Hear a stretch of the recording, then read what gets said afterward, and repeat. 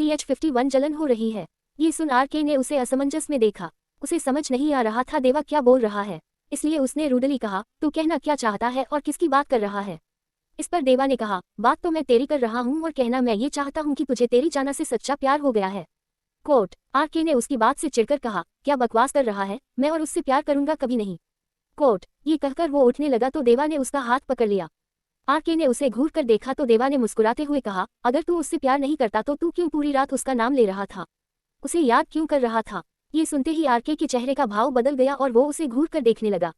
वही देवा ने अपनी बात को जारी रखते हुए आगे कहा, ये सच है यार, कल तू पूरी रात बच्चा का नाम ले रहा था, उसे याद कर रहा था, तुझे पता भी नहीं तूने नींद में क्या कुछ नहीं कहा, तू उससे प्यार करने लगा है, बहुत प्यार, बच्चा के साथ प्यार का नाटक करते करते तुझे उससे सच में प्यार हो गया है।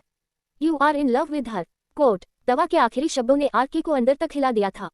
RK ने अपनी आंखें बंद करते हुए कसकर अपनी दोनों मुट्ठी को भींच लिया और मन में ही खुद से कहा, मैं ऐसा कैसे कर सकता हूँ, मैं उससे प्यार कैसे कर सकता हूँ, वो बड़ी की जान है और मैंने तो उसका किडनैप बड़ी से बदला लेने के लिए किया था, उसके साथ प्यार का नाटक भी बड़ी को अपने जाल में फंसाने के लिए किया था, फिर मैं कैसे उससे प्यार करने लगा। नहीं ये नहीं हो सकता, देवा झूठ बोल रहा है। खुद से बात कर RK ने देवा से कहा, तू झूठ बोल रहा है, ऐसा नहीं हो सकता, मैं उसे प्यार नहीं कर सकता। इस पर देवा ने उसे देखते हुए सार्कास्टिक वे में कहा, अच्छा तो अब मेरी कही बातें तुझे झूठी लग रही है, कोई बात नहीं, मेरे पास अपनी बात को प्रूफ करने के लिए सबूत है। कोट ये कहकर उसने अपना फोन निकाला और अपने फोन में एक वीडियो प्ले कर फोन की स्क्रीन को RK के सामने कर दिया। RK वीडियो देखकर हैरान रह गया। वो वीडियो उसी की थी जो रात में देवा ने बनाई थी। वीडियो में RK बार बार क्रियांशी का नाम ले रहा था और उसे याद कर पिलो को हक कर उसे क्रियांशी समझकर उससे ही बात कर रहा था। उसने वीडियो में कई बार आई मिस यू जाना, आई लव यू जाना, I love you so much जाना कहा था। जहां वीडियो देखने के बाद RK देवा से अपनी नजरें चुरा रहा था तो वही देवा उसे देखते हुए मुस्कुरा रहा था। तभी उसने अपना फोन जब में रखते हुए कहा, तो अब क्या कहेगा तू, ये तू नहीं कोई और है। RK ने देवा की इस बात का कोई जवाब नहीं दिया और मुंह फेर कर जाने लगा। तभी देवा ने कहा, मिस्टर अहान सिंह राठौड़ का फोन आया था, कियान ओबरॉय हमसे मिलना चाहता है, उन्होंने आज रात हम सबको अपने घर डिनर पर इनवाइट किया है। कोट उसकी बात सुनकर RK के रुक गया और कुछ पल सोचता रहा और फिर खुद से कहा, बड़ी ने हमें डिनर पर क्यों इनवाइट किया होगा, वो हमसे क्या चाहते हैं। वही RK को कुछ ना बोलते देखकर देवा ने फिर कहा, बता मैं क्या कहूँ उनसे। RK पीछे मुड़ा और देवा की आंखों में देखते हुए कहा, हम जाएंगे, कह दो उनसे आज रात हम जरूर आएंगे। कोट अपनी बात पूरी कर RK वहां से चला गया।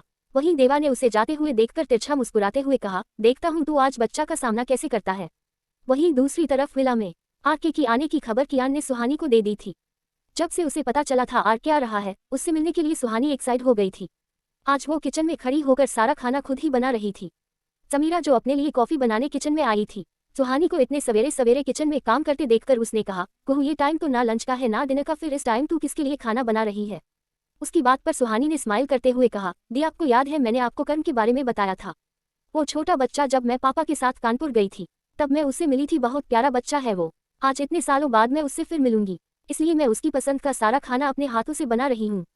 कोट सुहानी की बात सुनकर समीरा ने सोचते हुए कहा, क्या ये वही कर्म है जो जीजू को बड़ी और तुझे ब्यूटीफुल बुलाता है। कोट सुहानी ने स्माइल करते हुए हाँ में सिर हिला दिया। तो वही समीरा एक्साइटेड होकर बोली, फिर तो मैं भी उससे मिलूंगी, मैं भी तो देखूं जरा बड़ा होकर छोटा सा कर्म कितना हैंडसम दिखता है। बचपन में तो तेरे मुंह से मैंने उसकी बहुत तारीफ सुनी थी, पर आज फाइनली उसे देखने का मौका मिल रहा है। कोट ये कहकर समीरा ने किचन काउंटर पर रखी चीजों को देखते हुए कहा, तू इतना सब कुछ अकेले कैसे बनाएगी, रुक मैं भी तेरी हेल्प कर देती हूँ। और ये कहकर समीरा उसकी मदद करने लगी।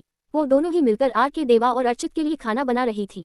वहीं RK के आने की खबर से अनजान क्रियांशी हॉल में बैठी अपने फोन में वीडियो गेम खेल रही थी। उसके बगल ही सीट भी बैठा था और दोनों एक जैसा ही वीडियो गेम खेल रहे थे। दोनों में बेट लगी थी, जो जीतेगा वो अपने पैसों से ट्रीट देगा, इसीलिए सीट पूरी कोशिश कर रहा था कि वो चीज जाए ताकि क्रियांशी को उसे ट्रीट ना देना पड़े। वहीं क्रियांशी ठान कर बैठी थी, चाहे कुछ भी हो जाए वो उसे हारेगी नहीं। तभी क्रियांशी ने गेम खेलते हुए टेढ़ा मेढ़ा मुंह बनाकर कहा, छोटा हाथी तुझे क्या लगता है तू मुझसे जीत जाएगा। कोट इस पर सीड ने कहा, मुझे लगता नहीं दी, मुझे पता है ये गेम मैं ही जीतूंगा। दोनों ही एक दूसरे से आर्ग्यूमेंट करते हुए एक दूसरे को हारने में लगे हुए थे। अभी दोनों के बीच हार जीत का फैसला होना बाकी ही था कि तभी उनके कानों में एक आवाज गई और उस आवाज ने दोनों का ध्यान अपनी ओर खींच लिया। दोनों ने जैसे ही अपना सिर उठाकर सामने देखा तो क्रियांशी वान्या और दिव्या को देखकर खुश हो गई। वही सीट के चेहरे का रंग उड़ गया था और उसने दोनों को देखकर कहा, नोवे पहले तो सिर्फ किट्टू दी थी, अब ये दोनों भी आ गई, अब मेरा क्या होगा, ये लोग तो मुझे फुटबॉल बनाकर गोल करेगी। कोट जहां सीट दोनों को देखकर डर गया था तो वहीं क्रियांशी जल्दी से दोनों के गले लग गई। वान्या और दिव्या दोनों ने उसे गले लगाते हुए कहा, तो कैसा लगा हमारा सरप्राइज। क्रियांशी उनसे अलग होकर बोली, सुपर से भी ऊपर यार, पता है मैं कितना बोर हो गई थी, थैंक गॉड कि तुम दोनों आ गई। कोट, वो तीनों लड़कियां चिल्ला चिल्ला कर बात कर रही थी।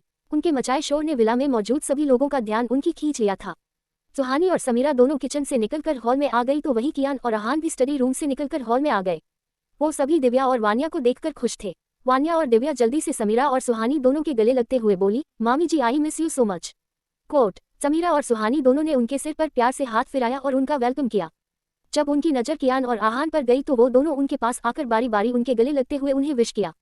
और वानिया कियान से बोली, वाओ मामा जी, आप तो डे बाय डे और भी हैंडसम होते जा रहे हो। पता है मामा जी, मुझे आपसे थोड़ी थोड़ी जलन हो रही है। उसकी बात पर कियान हंसने लगा तो वानिया जल्दी से बोली, हंसने वाली बात नहीं है, मैं सच्ची बोल रही हूँ मामा जी, मुझे आपसे जलन हो रही है। इनफैक्ट आपसे ही नहीं, मुझे तो मामी जी से भी जलन हो रही है। आप इतने कुल एंड हैंडसम है, पता नहीं मेरा होने वाला पति इतना कुल और हैंडसम हो गया नहीं। उसकी बात सुनकर कियान, समीरा, सुहानी और प्रियांशी सभी हंसने लगी। वही दिव्या ने आहान को सरप्राइज लुक देते हुए कहा, फाइनली इतने सालों बाद आपसे मुलाकात हो रही है मामा जी। हमें तो लगा आप यूएसए जाकर हम सबको भूल ही गए हैं। कोट, इस पर आहान ने प्यार से दिव्या के सिर पर हाथ रखा और मुस्कुराते हुए कहा, हम सभी परिवार है और परिवार का कोई भी सदस्य अपने परिवार की इतना भी दूर क्यों ना रहे, वो अपने परिवार को कभी नहीं भूलता। कोट, उसकी बात सुनकर दिव्या मुस्कुराने लगी तो वही कियान ने दोनों से कहा, तुम दोनों अभी अभी आई हो, पहले फ्रेश हो जाओ, उसके बाद सबसे आराम से मिलना। कोट, दोनों ने उसकी बात पर सिर हिला दिया। तभी सुहानी ने उनसे कहा, तुम दोनों का कमरा तैयार है, मैंने तुम्हारे आने से पहले ही कमरे की साफ सफाई करवा दी थी। कोट, इस पर दोनों ने एक साथ कहा, वाओ मामी जी, आप कितनी प्यारी है, आप इतनी स्वीट है, इसलिए मामा जी आपको इतना प्यार करते हैं। दोनों की बात पर समीरा ने कहा, बस बस अब बातें बहुत बना ली तुम दोनों ने, अब जाकर जल्दी से फ्रेश हो जाओ। कोट, उन्होंने सिर हिलाते हुए ओके मामी जी कहा और ऊपर चली गई। जैसे ही सुहानी और समीरा की नज़र उनसे हटकर प्रियांशी पर गई तो वो दोनों हाथ अपनी कमर पर रखे उन्हें घूर रही थी। प्रियांशी को खुद को घूरते देखकर समीरा और सुहानी दोनों ने एक दूसरे को देखा और फिर प्रियांशी से बोली, क्या हुआ, तुम हमें ऐसे क्यों देख रही हो। प्रियांशी ने उनके पास जाते हुए कहा, आप दोनों को पता था वानिया और दिव्या आ रही है, फिर आप दोनों ने मुझे बताया क्यों नहीं। कोट, सुहानी ने उसे समझाते हुए कहा, किट्टू बेटा, मुझे उनके आने के बारे में पता था पर ये नहीं पता था वो दोनों कब आ रही है। ये सुन समीरा ने प्रियांशी को समझाते हुए कहा, ओह किट्टू, अब वो दोनों आ गई है न, फिर क्यों तुम। उसकी बात पूरी भी नहीं हुई थी कि तभी प्रियांशी ने उसे बीच में रोकते हुए कहा, मासी आप कोई सफाई नहीं देगी और अब मुझे कुछ नहीं सुनना, मैं जा रही हूँ। ये बोलकर वो सीढ़ियों से ऊपर चली गई। सुहानी उसे जाते हुए देखकर बोली, इस लड़की को हो क्या जाता है, कभी कभी अचानक से इतना वियर्ड बिहेव करती है, मुझे भी समझ नहीं आता इसके दिमाग में क्या चलता है। ये बोलकर वो भी किचन में चली गई। वहीं आरके और देवा दोनों तैयार होकर हॉल में आए तो अर्चित ने दोनों को रेडी देखकर पूछा, इतने गुड लुकिंग बनकर कहाँ जा रहे हो तुम दोनों। कोट, देवा ने उसके पास जाते हुए कहा, कियान ओबरॉय ने हमें अपने घर डिनर पर इन्वाइट किया है। ये सुनते ही अर्चित चौंक गया और दोनों को हैरानी से देखते हुए बोला, क्या। उसकी शॉकिंग रिएक्शन को देखकर आरके ने कहा, हाँ और हमारे साथ तू भी चल रहा है। ये सुन अर्चित ने अपना हाथ हवा में हिलाते हुए कहा, तुम दोनों को जाना है तो जाओ, पर मैं वहां नहीं जाऊंगा, मुझे कोई शौक नहीं है इतनी जल्दी मरने का। इस पर देवा ने कहा, अबे डिनर पर इन्वाइट किया है, जन्म के लिए इन्विटेशन कार्ड नहीं भेजा। अर्चित ने उसे देखा और हैरानी के साथ कहा, भाई तुम दोनों नहीं रहे हो उसके साथ, इसलिए तुम दोनों को कियान ओबरॉय के बारे में नहीं पता, पर मैं जानता हूँ उन्होंने हमें बुलाया है, इसका मतलब वो जरूर हमसे कुछ जानना चाहते हैं और मुझे तो लग रहा है कहीं खाने में जहर मिलाकर न हमें हिला दे। मैं तो नहीं जाऊंगा, मुझे इतनी जल्दी मरने का कोई शौक नहीं है। देवा ने उसे देखा और सिर हिलाते हुए कहा, अबे यार, कियान ओबरॉय असली मर्द है, अगर उसे मारना होगा तो वो हम पर सामने से वार करेगा, ना कि हमारे खाने में जहर मिलाएगा। देवा की बात पर जैसे ही अर्चित कुछ कहने को हुआ कि तभी आरके ने अपनी कोल्ड वॉइस में कहा, तेरे पास 5 मिनट है, रेडी होकर आ, नहीं तो मैं तुझे ऐसे ही ले जाऊंगा। कोट, उसकी बात सुनकर अर्चित ने एक नज़र दोनों को देखा और फिर खुद को देखा। आरके और देवा दोनों ही वेल ड्रेस थे और हमेशा की तरह दोनों स्मार्ट, हॉट और डैशिंग लग रहे थे। वही अर्चित ट्राउजर और टी शर्ट में था। खुद को और उन्हें देखकर उसने मन ही मन खुद से कहा, खुद तो दोनों ऐसे तैयार होकर जा रहे हैं जैसे डिनर पर ना जाकर स्वयंवर में जा रहे हो और मुझे इस हालत में ले जाना चाहते हैं। मैं ऐसे बिल्कुल नहीं जाऊंगा, मैं भी इनकी तरह स्मार्ट, हॉट एंड हैंडसम बनाकर जाऊंगा। कोट, उसने आंखें और सिर दोनों हिलाया और अपने कमरे में चला गया। देवा ने उसे जाते देखकर तिरछा मुस्कुराते हुए कहा, इसका बचपन अभी तक नहीं गया है। अर्चित, आरके और देवा दोनों से उम्र में छोटा था और उसकी हरकतें उसे बच्चा बनती थी। शैतानियां उसके अंदर कूट कूट कर भरी थी, इसलिए आरके और देवा दोनों उसे लाइटली लेते थे और उसे अपना छोटा भाई मानते थे। हालांकि उनका आपस में कोई ब्लड रिलेशन नहीं था, पर फिर भी तीनों की बॉन्डिंग सगे भाई जैसी थी। CH52 जोर झटका and I am still single. Archit ने आंखें और सिर दोनों हिलाया और अपने कमरे में चला गया। देवा ने उसे जाते देखकर तिरछा मुस्कुराते हुए कहा, इसका बचपन अभी तक नहीं गया है। अर्चित, आरके और देवा दोनों से उम्र में छोटा था और उसकी हरकतें उसे बच्चा बनाती थी। शैतानियां उसके अंदर कूट कूट कर भरी थी, इसलिए आरके और देवा दोनों उसे लाइटली लेते थे और उसे अपना छोटा भाई मानते थे। हालांकि उनका आपस में कोई ब्लड रिलेशन नहीं था, पर फिर भी तीनों की बॉन्डिंग सगे भाई जैसी थी। वहीं दूसरी तरफ सुहानी के कहने पर प्रियांशी फ्रेश होने अपने रूम में चली गई थी, तो वही वान्या वो इधर उधर देखते हुए कॉरिडोर में चल रही थी। उसकी आंखें किसी को तलाश रही थी, पर उसे वो शख्स कहीं दिख नहीं रहा था। इतनी देर से उसे ढूंढते हुए वान्या थक गई थी। वो दीवार से टिककर खड़ी हो गई और अपनी आंखें बंद करते हुए गहरी सांस लेकर बोली, कहाँ छुपे हो यार? जब से आई हूँ तुम्हें ही ढूंढ रही हूँ, पर तुम हो कि अलादीन के जीन बने बैठे हो। अब तो मिल जाओ यार, लड़की मैं हूँ और भाव तुम खा रहे हो। कोट ये बोलते हुए उसने मुंह बना लिया। तभी उसके कानों में किसी के आने की आहट सुनाई पड़ी। उसने अपनी आंखें खोलकर लेफ्ट साइड देखा तो खुशी से उसकी आंखें चमकने लगी। सामने से विक्रम किसी से कॉल पर बात करते हुए चला आ रहा था। उसे देखकर वान्या के होठों पर स्माइल आ गई और वो हिप्नोटाइज होकर उसे देखने लगी। विक्रम को देखते टाइम वान्या ने एक सेकंड के लिए भी अपनी पलकों को नहीं झपकाया था। वहीं विक्रम हवा के झोंके की तरह उसके सामने से गुजर गया।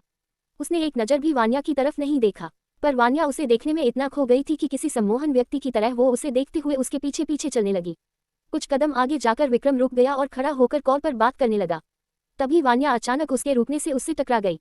वान्या का सिर उसकी पीठ से टकराया था। चोट लगने पर वो मुंह बनाते हुए चिल्लाई और अपना माथा सहलाने लगी। उसकी आवाज़ सुनकर विक्रम ने कॉल कट किया और पलटकर उसे देखने लगा। वान्या आंखें बंद किए हुए अपना माथा सहला रही थी। विक्रम ने उसे देखकर सिर हिलाते हुए मुंह ही मुंह में बड़बड़ाया, क्रेजी गर्ल। ये कहते हुए उसने वान्या के हाथ को पकड़ नीचे किया और उसके माथे को देखने लगा। उसका माथा लाल हो गया था।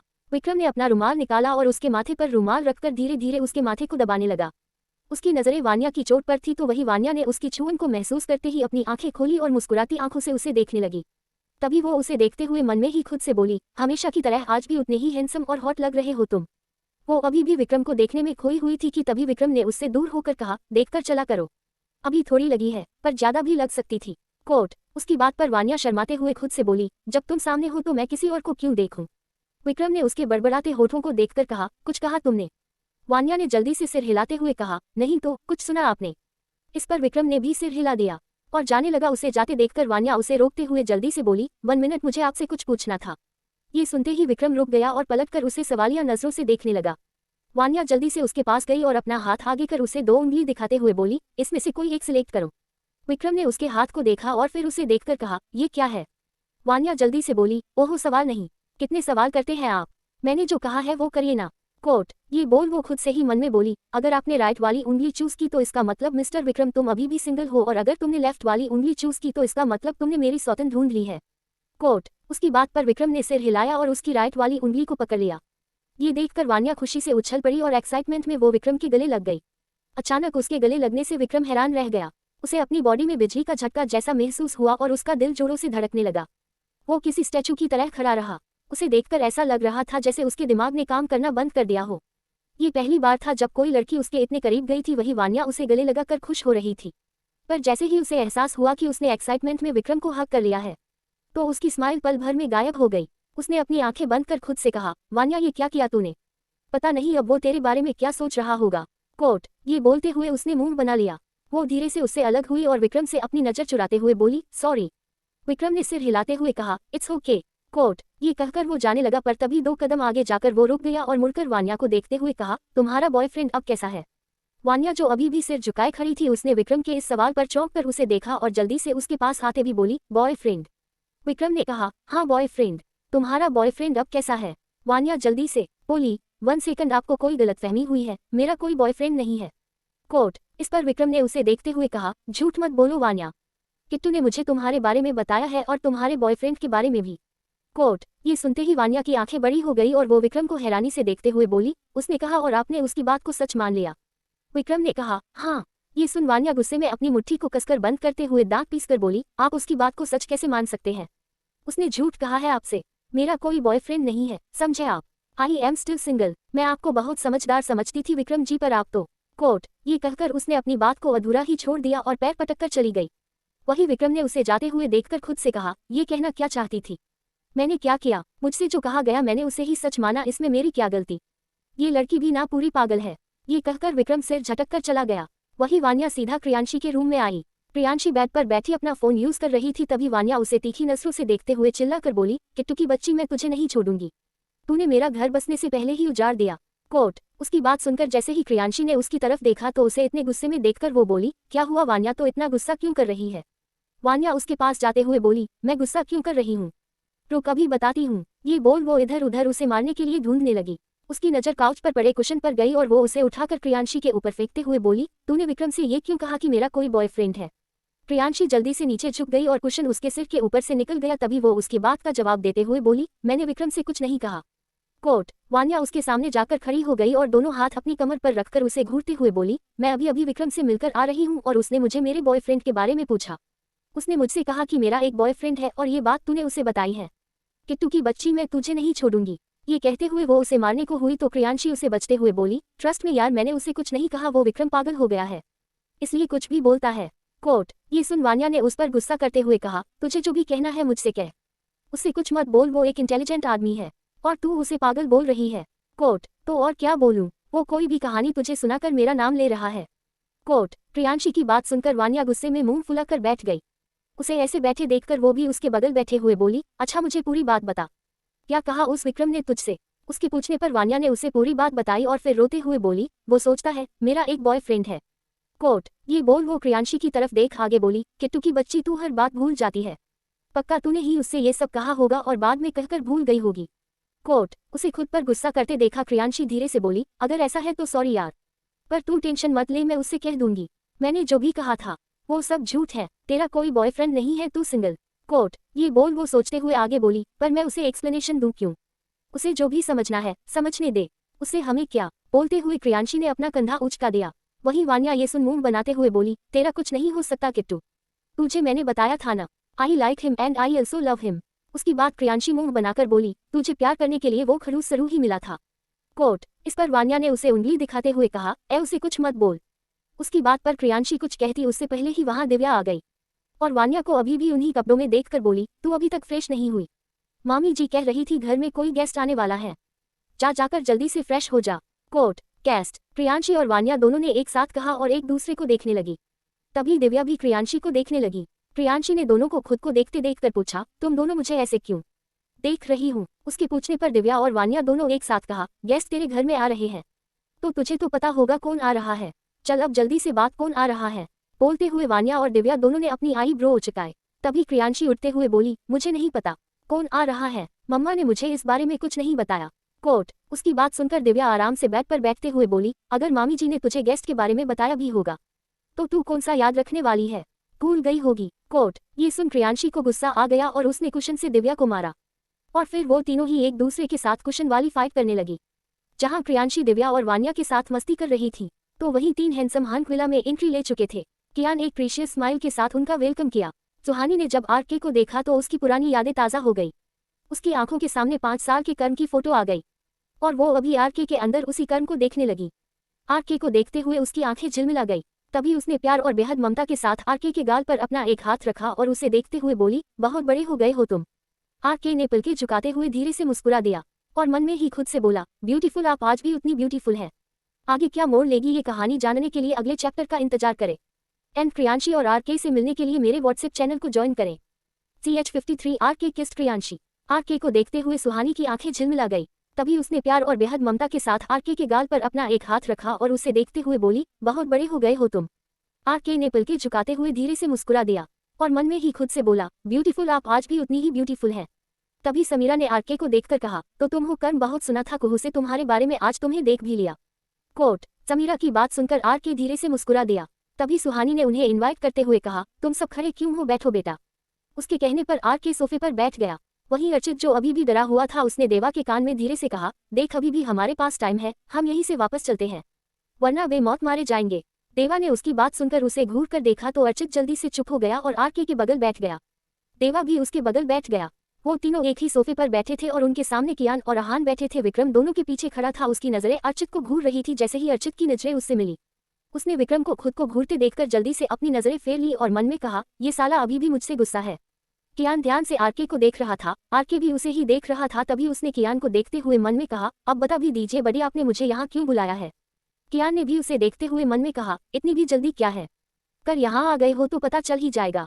आरके ने उसे देखते हुए फिर कहा, इतना तो मैं भी जानता हूँ, आप बेवजह कोई काम नहीं करते। आज मैं आपके सामने आपके घर में बैठा हूँ, इसके पीछे जरूर कोई बड़ी वजह होगी। कोट। वजह है और वो वजह बहुत जल्द तुम्हें पता चल जाएगी। कोट। कियान मन ही मन खुद से बात करते हुए आरके को एकटक देखे जा रहा था। वही देवा की नज़र भी अचानक से आहान से मिल गई और आहान उसे देखते हुए धीरे से मुस्कुराया।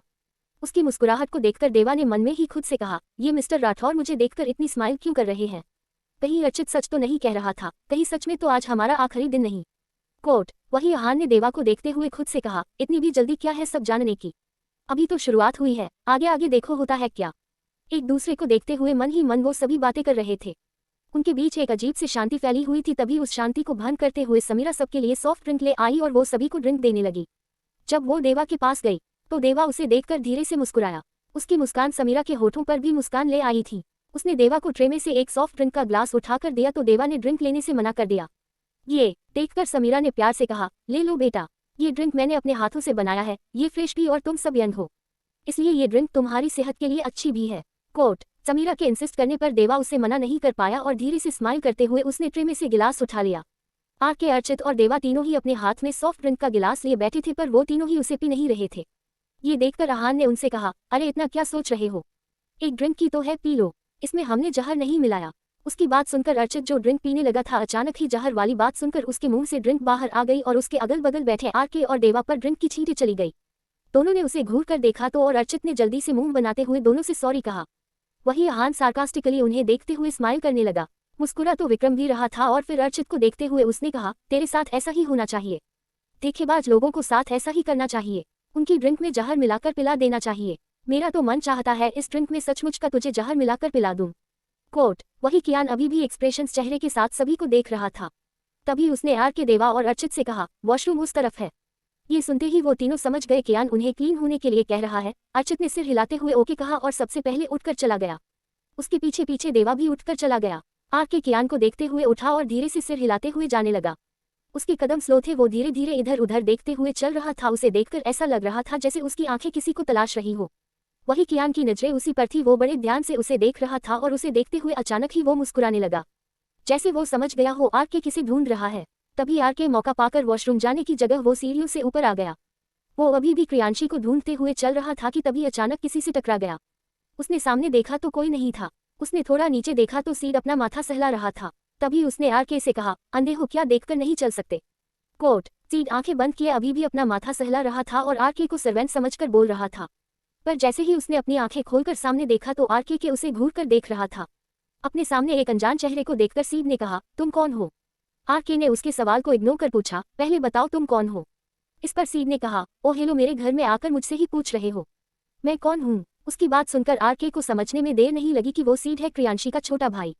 तभी आर के उसे देखकर मुस्कुराया और बोला, मेरा नाम आर के है। ये सुनते ही सीड ने चौंक कर कहा, किडनैपर? तुम वही किडनैपर हो ना जिसने मेरी किट्टू दी का किडनैप किया था? उसकी बात पर आर के ने कुछ नहीं कहा और चुपचाप खड़ा उसे घूरता रहा। वही सीड ने अपनी बात को जारी रखते हुए आगे कहा, तुमने मेरी किट्टू दी को किडनैप क्यों किया? मैं तुम्हें छोड़ूंगा नहीं। ये कहते हुए वो फाइट की पोजीशन में आ गया। आर के ने सीड को नीचे से ऊपर तक देखा और उसके गोलमोल शरीर को देखकर उसने अपनी एक आईब्रो को ऊपर चढ़ाते हुए कहा, तुम्हें लगता है कि तुम मुझसे जीत जाओगे?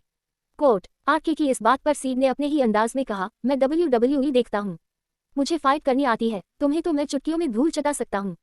सीड की इस बात पर आर के को हंसी आ गई। सीड जैसे ही अपने छोटे और मोटे हाथ का पंच आर के को मारने को हुआ कि तभी उसने सीड के हाथ को पकड़ लिया और उसके हाथ को मोड़कर उसकी पीठ से लगा दिया। सीड दर्द में जोर से चिल्लाया तो आर के ने उसे छोड़ दिया। सीड आर के की तरफ मुड़ा और उसे देखकर अपना हाथ सहलाते हुए कहा, किट्टू दी ने सही कहा था, आप बहुत स्ट्रांग हो। कोट ये सुनकर आर के तिरछा मुस्कुराते हुए खुद से बोला, अच्छा तो तुम मेरी तारीफ भी करती हो। तभी सीड ने आगे कहा, पर मुझे एक बात समझ नहीं आ रही, अगर तुम इतने स्ट्रांग हो तो तुमने मेरी किट्टू दी को जाने क्यों दिया? उन्हें कैद करके क्यों नहीं रखा? उसकी बात पर आर के ने अपनी आईब्रो को ऊपर चढ़ाते हुए उससे पूछा, क्या तुम चाहते थे तुम्हारी किट्टू दी मेरे पास ही रहती? उसके पूछने पर सिड ने मुंह बनाते हुए कहा, हाँ यार, तुम्हें पता नहीं मेरी किट्टू दी मुझसे पूरा दिन लड़ती रहती है। मुझे छोटा हाथी मोटा भालू पता नहीं कितने नामों से बुलाती है। उन्हें ना मेरा खाना पसंद है ना खेलना पसंद है, इनफैक्ट उन्हें मैं ही पसंद नहीं हूँ। वो सारा दिन मुझसे बस लड़ती रहती है। कोट आर के उसकी बातें सुनते हुए मुस्कुरा रहा था। वही सीड ने अपनी बात को जारी रखते हुए आगे कहा, मैं तो उनसे परेशान हो गया हूँ और मुझे लगता है तुम भी उनसे परेशान हो गए थे, इसीलिए तुमने उन्हें जाने दिया। कोट आर के ने जब देखा कि सीड नहीं रुकने वाला है तो उसने सीड को बीच में इंटरप्ट करते हुए कहा, मुझे वॉशरूम जाना है, वॉशरूम कहाँ पर है? सीड ने उसे वॉशरूम का रास्ता बताया और चला गया। उसे जाते देखकर आर के ने सिर हिलाते हुए खुद से कहा, दोनों भाई बहन पूरे पागल है। कोट ये बोल वो भी चला गया और उसके कदम क्रियांशी के रूम के बाहर आकर रुक गए। उसके रूम को देख वो अपने होठों को तिरछा कर धीरे से मुस्कुराया और इधर उधर देखते हुए हवा के झोंके की तरह पलक झपकते ही क्रियांशी के रूम में एंटर हो गया। उसने रूम में आते ही डोर को अंदर से बंद कर दिया और क्रियांशी को देखने लगा, पर वो उसे कहीं नहीं दिख रही थी। उसे न देखकर आरके ने खुद से कहा, तुम्हें देखने के लिए आंखें तरस गई है जाना। अब ये लुका छुपी का खेल बंद करो और मेरे सामने आओ, मुझे तुम्हें कुछ बताना है। कोट खुद से बात करते हुए वो रूम में टहलने लगा और वहां की चीजों को ध्यान से देखने लगा। तभी उसकी नजर बेडसाइड टेबल पर रखे एक फोटो फ्रेम पर गई। उस फोटो में कियान सुहानी और उनकी गोद में छोटी सी क्रियांशी थी। उसकी बचपन की पिक देखकर आरके ने मुस्कुराते हुए कहा, अभी से ज्यादा तुम अपने बचपन में अच्छी थी। कोट ये कहते हैं उसने फ्रेम उठाया और उसे लेकर काउच पर बैठ गया। वो फ्रेम को बहुत ध्यान से देख रहा था। तभी डोर अनलॉक होने की आवाज ने उसका ध्यान अपनी ओर खींच लिया। आरके ने सिर उठाकर देखा तो क्रियांशी बाथरोब पहने वॉशरूम से बाहर आई। वो अपने बालों को टॉवल से साफ करते हुए खुद में ही कहीं गुम थी, इसलिए उसे आरके के रूम में होने का एहसास तक नहीं हुआ। क्रियांशी मिरर के सामने जाकर खड़ी हो गई और टॉवल से अपने बालों को झटकने लगी। उसके बालों से निकल रहा पानी आरके के ऊपर बरसात कर रहा था। आरके उसके एकदम पीछे जाकर खड़ा हो गया था और अपनी आंखें बंद किए वो क्रियांशी के बालों से निकल रहे पानी की बूंदों को अपने चेहरे पर महसूस कर मुस्कुरा रहा था। तभी क्रियांशी ने मिरर में खुद को देखा और अपने पीछे खड़े आरके को देखकर वो चौंक गई। वो जल्दी से पीछे मुड़ी और जैसे ही कुछ कहने को हुई कि तभी फ्लो पर उसका पैर स्लिप हो गया और वो आरके के ऊपर गिर गई। अचानक क्रियांशी के खुद पर गिरने से आरके खुद को संभाल नहीं पाया और वो क्रियांशी को लेकर बेड पर गिर गया। क्रियांशी उसके ऊपर थी और आरके उसे अपनी बाहों में भरे मुस्कुराती आंखों से उसे देख रहा था। तभी क्रियांशी ने उसे गुस्से में घूरते हुए कहा, मिस्टर एम के तुम यहाँ क्या कर रहे हो? ये मेरा घर है। कोट आरके ने उसके चेहरे पर बिखरे बालों को अपनी उंगलियों से समेटते हुए कहा, जाना तुम फिर भूल गई, मैं एम के नहीं आरके हूँ। आरके प्रियांशी इस बार भी गुस्से में बोली, तुम जो भी हो मेरे रूम में क्या कर रहे हो? एक सेकंड, तुम मेरे घर में क्या कर रहे हो? आरके ने तिरछा मुस्कुराते हुए कहा, तुम्हारे डैड ने मुझे डिनर पर इनवाइट किया है। प्रियांशी ने एटीट्यूड के साथ कहा, नो वे, ऐसा हो ही नहीं सकता। डैड तुम्हें इनवाइट करेंगे? कभी नहीं। डैड तुम जैसे इंसान को गोली मारते हैं, उन्हें डिनर पर इनवाइट नहीं करते। आरके ने उसकी आंखों में देखते हुए कहा, तो ये बात तुम अपने डैड से जाकर पूछो, उन्होंने मुझे गोली क्यों नहीं मारी, मुझे डिनर पर क्यों इनवाइट किया? उसके दो टूक जवाब से क्रियांशी फ्रस्ट्रेट हो गई थी और तभी वो अपने दोनों हाथ आरके की चेस्ट पर रखकर उठने की कोशिश करते हुए बोली, छोड़ो मुझे, तुमने मुझे पकड़ा क्यों है? आरके ने उसे और कसकर पकड़ते हुए कहा, नहीं छोड़ूंगा। कोट ये सुनकर क्रियांशी को गुस्सा आ गया और उसने अपनी छोटी से हाथ का पंच बनाया और आरके पर वार किया, पर तभी उसने अपना हाथ आरके के चेहरे के नजदीक लाकर रोक लिया। ये देखकर आरके की मुस्कान और गहरी हो गई और उसने अपने होठों से क्रियांशी के पंच को चूम लिया। CH-54 बेशर्म आदमी।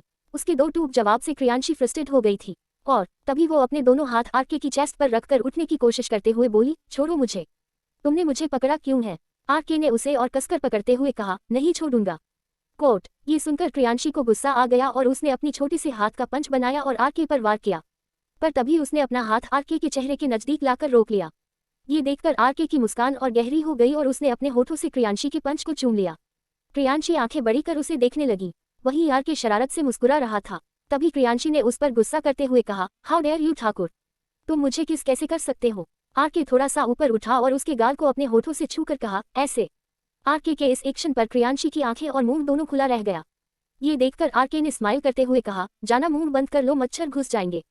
क्रियांशी मुंह बनाकर उसके सीने पर अपने छोटे छोटे हाथों से मुक्का मारते हुए बोली, तुम मुझे 2 बार किस नहीं कर सकते? आरके ने उसके दोनों हाथ को पकड़ उसकी कमर से लगाते हुए कहा, जाना मैं तुम्हें 1 बार नहीं, 2 बार नहीं, बार बार किस करूंगा और तुम मुझे खुद को किस करने से रोक नहीं सकती। कोट प्रियांशी उसकी बाहों में छटपटाते हुए बोली, धोखेबाज आदमी, मुझे तुम्हारी शक्ल नहीं देखनी, जाओ यहाँ से और छोड़ो मुझे वरना मैं शोर मचाऊंगी। आरके ने अपनी स्माइल को बरकरार रखते हुए कहा, आदत डाल लो जाना, अब ये शक तुम हर रोज देखोगी और रही बात तुम्हें छोड़ने की तो मैं तुम्हें नहीं छोड़ूंगा। शोर मचाना है तो मचाओ और आ जाने दो सबको, जब सब हमें ऐसे देखेंगे तो तुम्हें मेरे साथ आज ही भेज देंगे। कोट प्रियांशी उसकी बात को इग्नोर कर बोली, ठाकुर छोड़ो मेरा हाथ, मुझे तुमसे बात नहीं करनी। कोट आरके ने कहा, अपनी ताकत बचाकर रखो जाना, बाद में काम आएगी। कोट ये बोल उसने क्रियांशी को पलट दिया और खुद उसके ऊपर आते हुए उसके दोनों हाथों को मजबूती से पकड़ लिया। प्रियांशी गहरी गहरी सांसें लेते हुए उसकी आंखों में गुस्से से देख रही थी। वही आरके मुस्कुरा दिया और शरारत भरी आंखों से उसे देखने लगा। तभी उसे देखते हुए वो उसके ऊपर झुकने लगा। उसे अपने ऊपर झुकता देखकर क्रियांशी की आंखें हैरानी से बड़ी हो गई। आरके की नजरें उसके होठों पर थीं, जो ताजे गुलाब की तरह फ्रेश लग रहे थे। वो उसके होठों की नमी चुराने के इरादे से आगे बढ़ा, पर तभी क्रियांशी ने जल्दी से अपना चेहरा दूसरी तरफ घुमा लिया। ये देखकर आरके के होठों पर बिखरी मुस्कान और गहरी हो गई और उसने क्रियांशी के कान के पास अपने होठ ले जाकर कहा, जाना तुम्हें क्या लगता है तुम्हारे ऐसे रिएक्ट करने से मैं तुम्हें छोड़ दूंगा? No never, I will not leave you, you are mine, और अब तुम हमेशा मेरी बनकर रहोगी, मैं तुम्हें कभी खुद से दूर नहीं जाने दूंगा। कोट, उसकी गर्म सांसें और उसकी बातें दोनों ही क्रियांशी को तंग कर रही थी। वो उसकी बात सुनकर हैरान हो गई थी। तो वही आरके ने अपनी बात को जारी रखते हुए आगे कहा, मुझे तुमसे प्यार हो गया है और अब ये दिल तुम्हारी जिद कर रहा है। उसे तुम चाहिए और मैं अपने दिल की इस जीत को पूरा करके रहूंगा। तुम चाहो या ना चाहो क्रियांशी ओबरॉय, पर अब तुम्हें मेरा बनकर रहना होगा। कोट, ये कहकर उसने क्रियांशी के गाल को अपने होठों से छू लिया। वहीं उसकी बात सुनकर क्रियांशी के हैरानी का लेवल और बढ़ गया था। उसके दिल की धड़कनें तेज हो गई थी और वो गहरी गहरी सांसें ले रही थी। आरके उसके मन में हो रही हलचल को समझ रहा था। अचानक से क्रियांशी का शांत पड़ जाना इस बात का सबूत था कि उसकी बातें और उसके छूने का असर क्रियांशी पर हो रहा है। आरके उसकी गाल पर किसकर उसे दूर नहीं हुआ, बल्कि वो अपनी नोच को उसकी गाल पर रब करने लगा और उसकी ठंडक को अपने अंदर भरने लगा। शॉवर लेने की वजह से क्रियांशी के अंदर से आ रही फ्रेग्रेंस उसे मदहोश कर रही थी। उसका ठंडा शरीर आरके के अंदर लगी आग को कम कर रहा था। क्रियांशी ने आरके की छुअन को महसूस करते ही अपनी आंखें बंद कर ली थी और अपनी मुट्ठी को कसकर भींच लिया था। वहीं आरके धीरे धीरे आगे बढ़ रहा था। उसके होठ क्रियांशी के गाल से फिसलकर अब उसकी नेक पर आ गए थे और खूब शरारत कर रहे थे। वहीं क्रियांशी भी न चाहते हुए उसके एहसास में खो गई थी। तभी अचानक से डोर पर नॉक होने की आवाज आई और आवाज सुनकर क्रियांशी ने जल्दी से अपनी आंखें खोली, पर आरके अभी भी उसकी गर्दन में अपना चेहरा घुसाए उसमें ही खोया हुआ था। ये देखकर क्रियांशी ने अपना पूरा जोर लगाकर आरके को खुद से दूर किया। आरके उसके ऊपर से हटते हुए उसके बगल गिर गया और क्रियांशी को घूरते हुए कहा, जाना तुमने मुझे रोका क्यों? कोट, इस पर क्रियांशी गुस्सा करते हुए बोली, तुम पागल हो गए हो क्या ठाकुर? तुम्हें आवाज सुनाई नहीं दी क्या? डोर पर कोई खड़ा है। कोट, उसकी बात सुन आरके ने डोर की तरफ देखा और फिर उससे कहा, मुझे डिस्टर्बिंग बिल्कुल पसंद नहीं। ये सुन क्रियांशी भी उसकी टोन में बोली, और मुझे तुम पसंद नहीं ठाकुर। अब जाओ यहाँ से, किसी ने देख लिया तो प्रॉब्लम हो जाएगी। कोट, आरके ने एटीट्यूड के साथ कहा, मुझे फर्क नहीं पड़ता। क्रियांशी बोली, पर मुझे फर्क पड़ता है। कोट, ये कहकर उसने आरके का हाथ पकड़ा और उसे डोर के पास ले आई। उसने आरके को डोर के पीछे खड़ा कर दिया और हल्का सा डोर ओपन कर बाहर झांकने लगी। जैसे ही उसकी नजर सुहानी से मिली वो घबरा गई। वही सुहानी ने उसे घूरते हुए कहा, किट्टू तुम अंदर क्या कर रही थी? दरवाजा खोलने में इतना टाइम लगता है क्या? क्रियांशी नर्वसनेस के साथ बोली, मम्मा वो मैं वो शावर ले रही थी। कोट, ये सुनकर सुहानी ने एक नजर उसे नीचे से ऊपर तक देखा और उसके बाल और बाथरूम को अस्त व्यस्त देखकर बोली, क्या हालत बना रखी तुमने अपनी? घर में गेस्ट आए हैं और तुम अभी तक तैयार नहीं हुई, क्या उनके सामने ऐसे जाओगी? क्रियांशी जल्दी से बोली, मम्मा बस 5 मिनट, मैं 5 मिनट में रेडी होकर आती हूँ। कोट, दरवाजा के पीछे खड़ा आरके क्रियांशी को डरते देखकर मुस्कुरा रहा था। तभी उसने क्रियांशी की कमर पर पिंच कर किया और क्रियांशी के मुंह से आउच निकल गया। सुहानी जो जाने के लिए मुड़ी ही थी कि तभी उसकी आवाज सुनकर रुक गई और उससे बोली, अब क्या हुआ, तुम चिल्लाई क्यों? क्रियांशी जल्दी से बोली, कुछ नहीं मम्मा, वो मेरा पैर दरवाजे में लग गया। ये बोलते हुए वो एक हाथ से आरके को मारने लगी, पर तभी आरके ने उसका हाथ कसकर पकड़ लिया और क्रियांशी उससे अपना हाथ छुड़ाने की कोशिश करने लगी। सुहानी ने उसकी बात पर धीरे से सिर हिलाया और बोली, ध्यान रखा करो थोड़ा और जल्दी से रेडी होकर नीचे आओ। कोट, ओके मम्मा, ये कहकर उसने डोर बंद कर दिया और डोर से सटकर खड़ी हो गई। वो अपनी आंखें बंद कर गहरी गहरी सांस लेने लगी। उसने जब अपनी आंखें खोली तो उसकी आंखों के सामने आरके का चेहरा था। उसे देखते ही क्रियांशी की आंखें बड़ी हो गई और वो उसे घूरते हुए बोली, ये क्या किया तुमने अभी? ठाकुर तुमने मुझे पिंच किया। आरके ने एक हाथ उसकी कमर पर रखा और उसे अपने करीब खींचकर उसकी आंखों में देखते हुए कहा ना मैं तुम्हें कहीं भी छू सकता हूँ। कोट, क्रियांशी अपने दोनों हाथ उसकी चेस्ट पर रख उसे खुद से दूर करने की नाकाम कोशिश करते हुए बोली, तुम मुझे कहीं भी नहीं छू सकते, समझे तुम? अब जाओ यहाँ से, मुझे चेंज करना है। कोट, ये सुन आरके ने तिरछा मुस्कुराते हुए कहा, तो करो ना, मुझे तुम्हें देखना है। कोट, बेशर्म आदमी, डेट को पता चला तो वो तुम्हारी जान ले लेंगे। कोट, इस पर आरके ने कहा, उनकी जान अब मेरी जाना बन गई है। अब वो मेरी जान कभी नहीं लेंगे। इनफैक्ट वो तो अब तुम्हारा हाथ खुद मेरे हाथ में देंगे। कोट, ये बोल वो उससे दूर हो गया और उसे देखकर पीछे हटने लगा और पीछे हटते हुए ही उसने कहा, जाना जल्दी आना, मैं यहाँ सिर्फ तुम्हारी वजह से आया हूँ। कल रात तुमने मुझे बहुत बेचैन कर दिया था, इसलिए तुम्हारे पास सुकून ढूंढने आया हूँ। आंखें सिर्फ तुम्हें देखना चाहती है तो इन्हें ज्यादा इंतजार मत करवाना, जल्दी आना, ये आंखें तुम्हारा इंतजार कर रही है। कोट, ये कहकर वो चला गया। क्रियांशी उसे देखते रह गई। उसकी बातें क्रियांशी को इफेक्ट कर गई थी, पर फिर उसने अपना सिर झटकते हुए कहा, सब झूठ, पिछली बार भी सब झूठ था और इस बार भी सब झूठ है, पर इस बार मैं तुम्हारे बिछाए जाल में नहीं फंसूंगी ठाकुर। क्रियांशी ओबरॉय अपनी गलती को दोहराती नहीं है। कोट, ये कहकर उसने आरके के ख्यालों को अपने दिमाग से निकाला और मिरर के सामने जाकर खड़ी हो गई। उसने ड्रायर लिया और अपने बालों को सुखाने लगी। वो खुद को मिरर में देख रही थी और उसके दिमाग में एक बार फिर आरके की कई बातें घूमने लगी थी। वहीं दूसरी तरफ अर्चित बाथरूम से निकलकर अपने ब्लेजर को सही करते हुए जा रहा था कि तभी अचानक से उसके मुंह पर एक कपड़ा आकर गिर गया और वो जो अपनी ही धुन में चला जा रहा था, वो अपने मुंह पर कपड़ा गिर जाने की वजह से पिल से जाकर टकरा गया अर्चित पिलर से टकराते ही नीचे गिर गया था। उसके मुंह से आउच निकला और वो अपनी कमर को सहलाते हुए खुद से बोला, मैंने पहले कहा था हमें यहाँ डिनर पर इनवाइट करना एक साजिश है, पर मेरी किसी ने नहीं सुनी। अब देखो हो गया उनका टॉर्चर शुरू। कोट, एक हाथ से अपनी कमर को सहलाते हुए उसने दूसरे हाथ से अपने चेहरे पर से उस कपड़े को हटाया और फिर कपड़े को देखते हुए उसने कहा, ये तो किसी का दुपट्टा लग रहा है, पर यह है किसका? कोट, उसके हाथ में एक पीले रंग का दुपट्टा था और वो दुपट्टे को देखते हुए आगे बोला, ये दुपट्टा जिसका भी है उसने मुझे गिराने की जानबूझकर साजिश की है। मैं उसे नहीं छोड़ूंगा, बस एक बार वो मेरे सामने आ जाए। अलिप्सस डॉट, इतनी जोर से लगी है, साला अभी भी दर्द हो रहा है। कोट, ये कहते कि उसने मुंह बनाया और दुपट्टे को मरोड़ समोड़ कर फेंकने लगा। तभी कुछ सोचते हुए वो रुक गया और फिर दुपट्टे को देखते हुए कहा, नहीं इसे मैं ऐसे नहीं फेंकूंगा, पहले मैं इस दुपट्टे से अपने जूते को अच्छे से साफ करूंगा फिर फेंकूंगा। इसने मुझे गिराया ना, तो अब इसकी भरपाई तो इस दुपट्टे को करनी पड़ेगी। कोट, ये बोल वो दुपट्टे से अपने जूते को अच्छी तरह साफ करने लगा। तभी उसके कानों में गरजती हुई आवाज गई, ओ हेलो मिस्टर, पागल हो गए हो क्या तुम? ये क्या कर रहे हो? मेरे दुपट्टे से तुम अपना जूता साफ कैसे कर सकते हो? पागल आदमी, तुम्हें थोड़ी सी भी तमीज नहीं है क्या? एक लड़की के दुपट्टे से अपना जूता साफ कर रहे हो? ये सुनते ही अर्चित को गुस्सा आ गया और उसने गुस्से में दांत पीसकर कहा, पागल मैं नहीं, तुम हो गई हो। तुम्हारे दुपट्टे की वजह से मुझे कितनी चोट। बोलते हुए अर्चित ने ऊपर देखा और अचानक से दिव्या के चेहरे को देखते ही रुक गया। उसके मुंह के शब्द उसके मुंह में ही रह गए। दिव्या दोनों हाथ कमर पर रखे हौंसते हुए उसे घूर रही थी। CH55 वो वाली फीलिंग कब आएगी? ये सुनते ही अर्चित को गुस्सा आ गया और उसने गुस्से में दांत पीसकर कहा, पागल मैं नहीं, तुम हो गई हो। तुम्हारे दुपट्टे की वजह से मुझे कितनी चोट। बोलते हुए अर्चित ने ऊपर देखा और अचानक से दिव्या के चेहरे को देखते ही रुक गया। उसके मुंह के शब्द उसके मुंह में ही रह गए। दिव्या दोनों हाथ कमर पर रखे हौंसते हुए उसे घूर रही थी। उसके बाल बिखरे हुए थे और वो हवा में लहरा रहे थे। अर्चित दिव्या को देखते ही उसके खूबसूरत चेहरे में कहीं खो गया था और दिव्या उसे सुनाई जा रही थी। अर्चित उसे देखने में इस कदर खो गया था कि उसे दिव्या की एक भी बात सुनाई नहीं दे रही थी। वही दिव्या उसे इस तरह खुद को देखते हुए देखकर उसके सामने चुटकी बजाते हुए बोली, ओ हेलो मिस्टर, उल्लू की तरह मुझे देखा क्या रहे हो? कोट, दिव्या के इस तरह चुटकी बजाकर बात करने से अर्चित अपने सेंस में आते हुए बोला, लड़कियां तो बहुत देखी है, पर मैं तुम्हारे जैसी लड़की पहली बार देख रहा हूँ।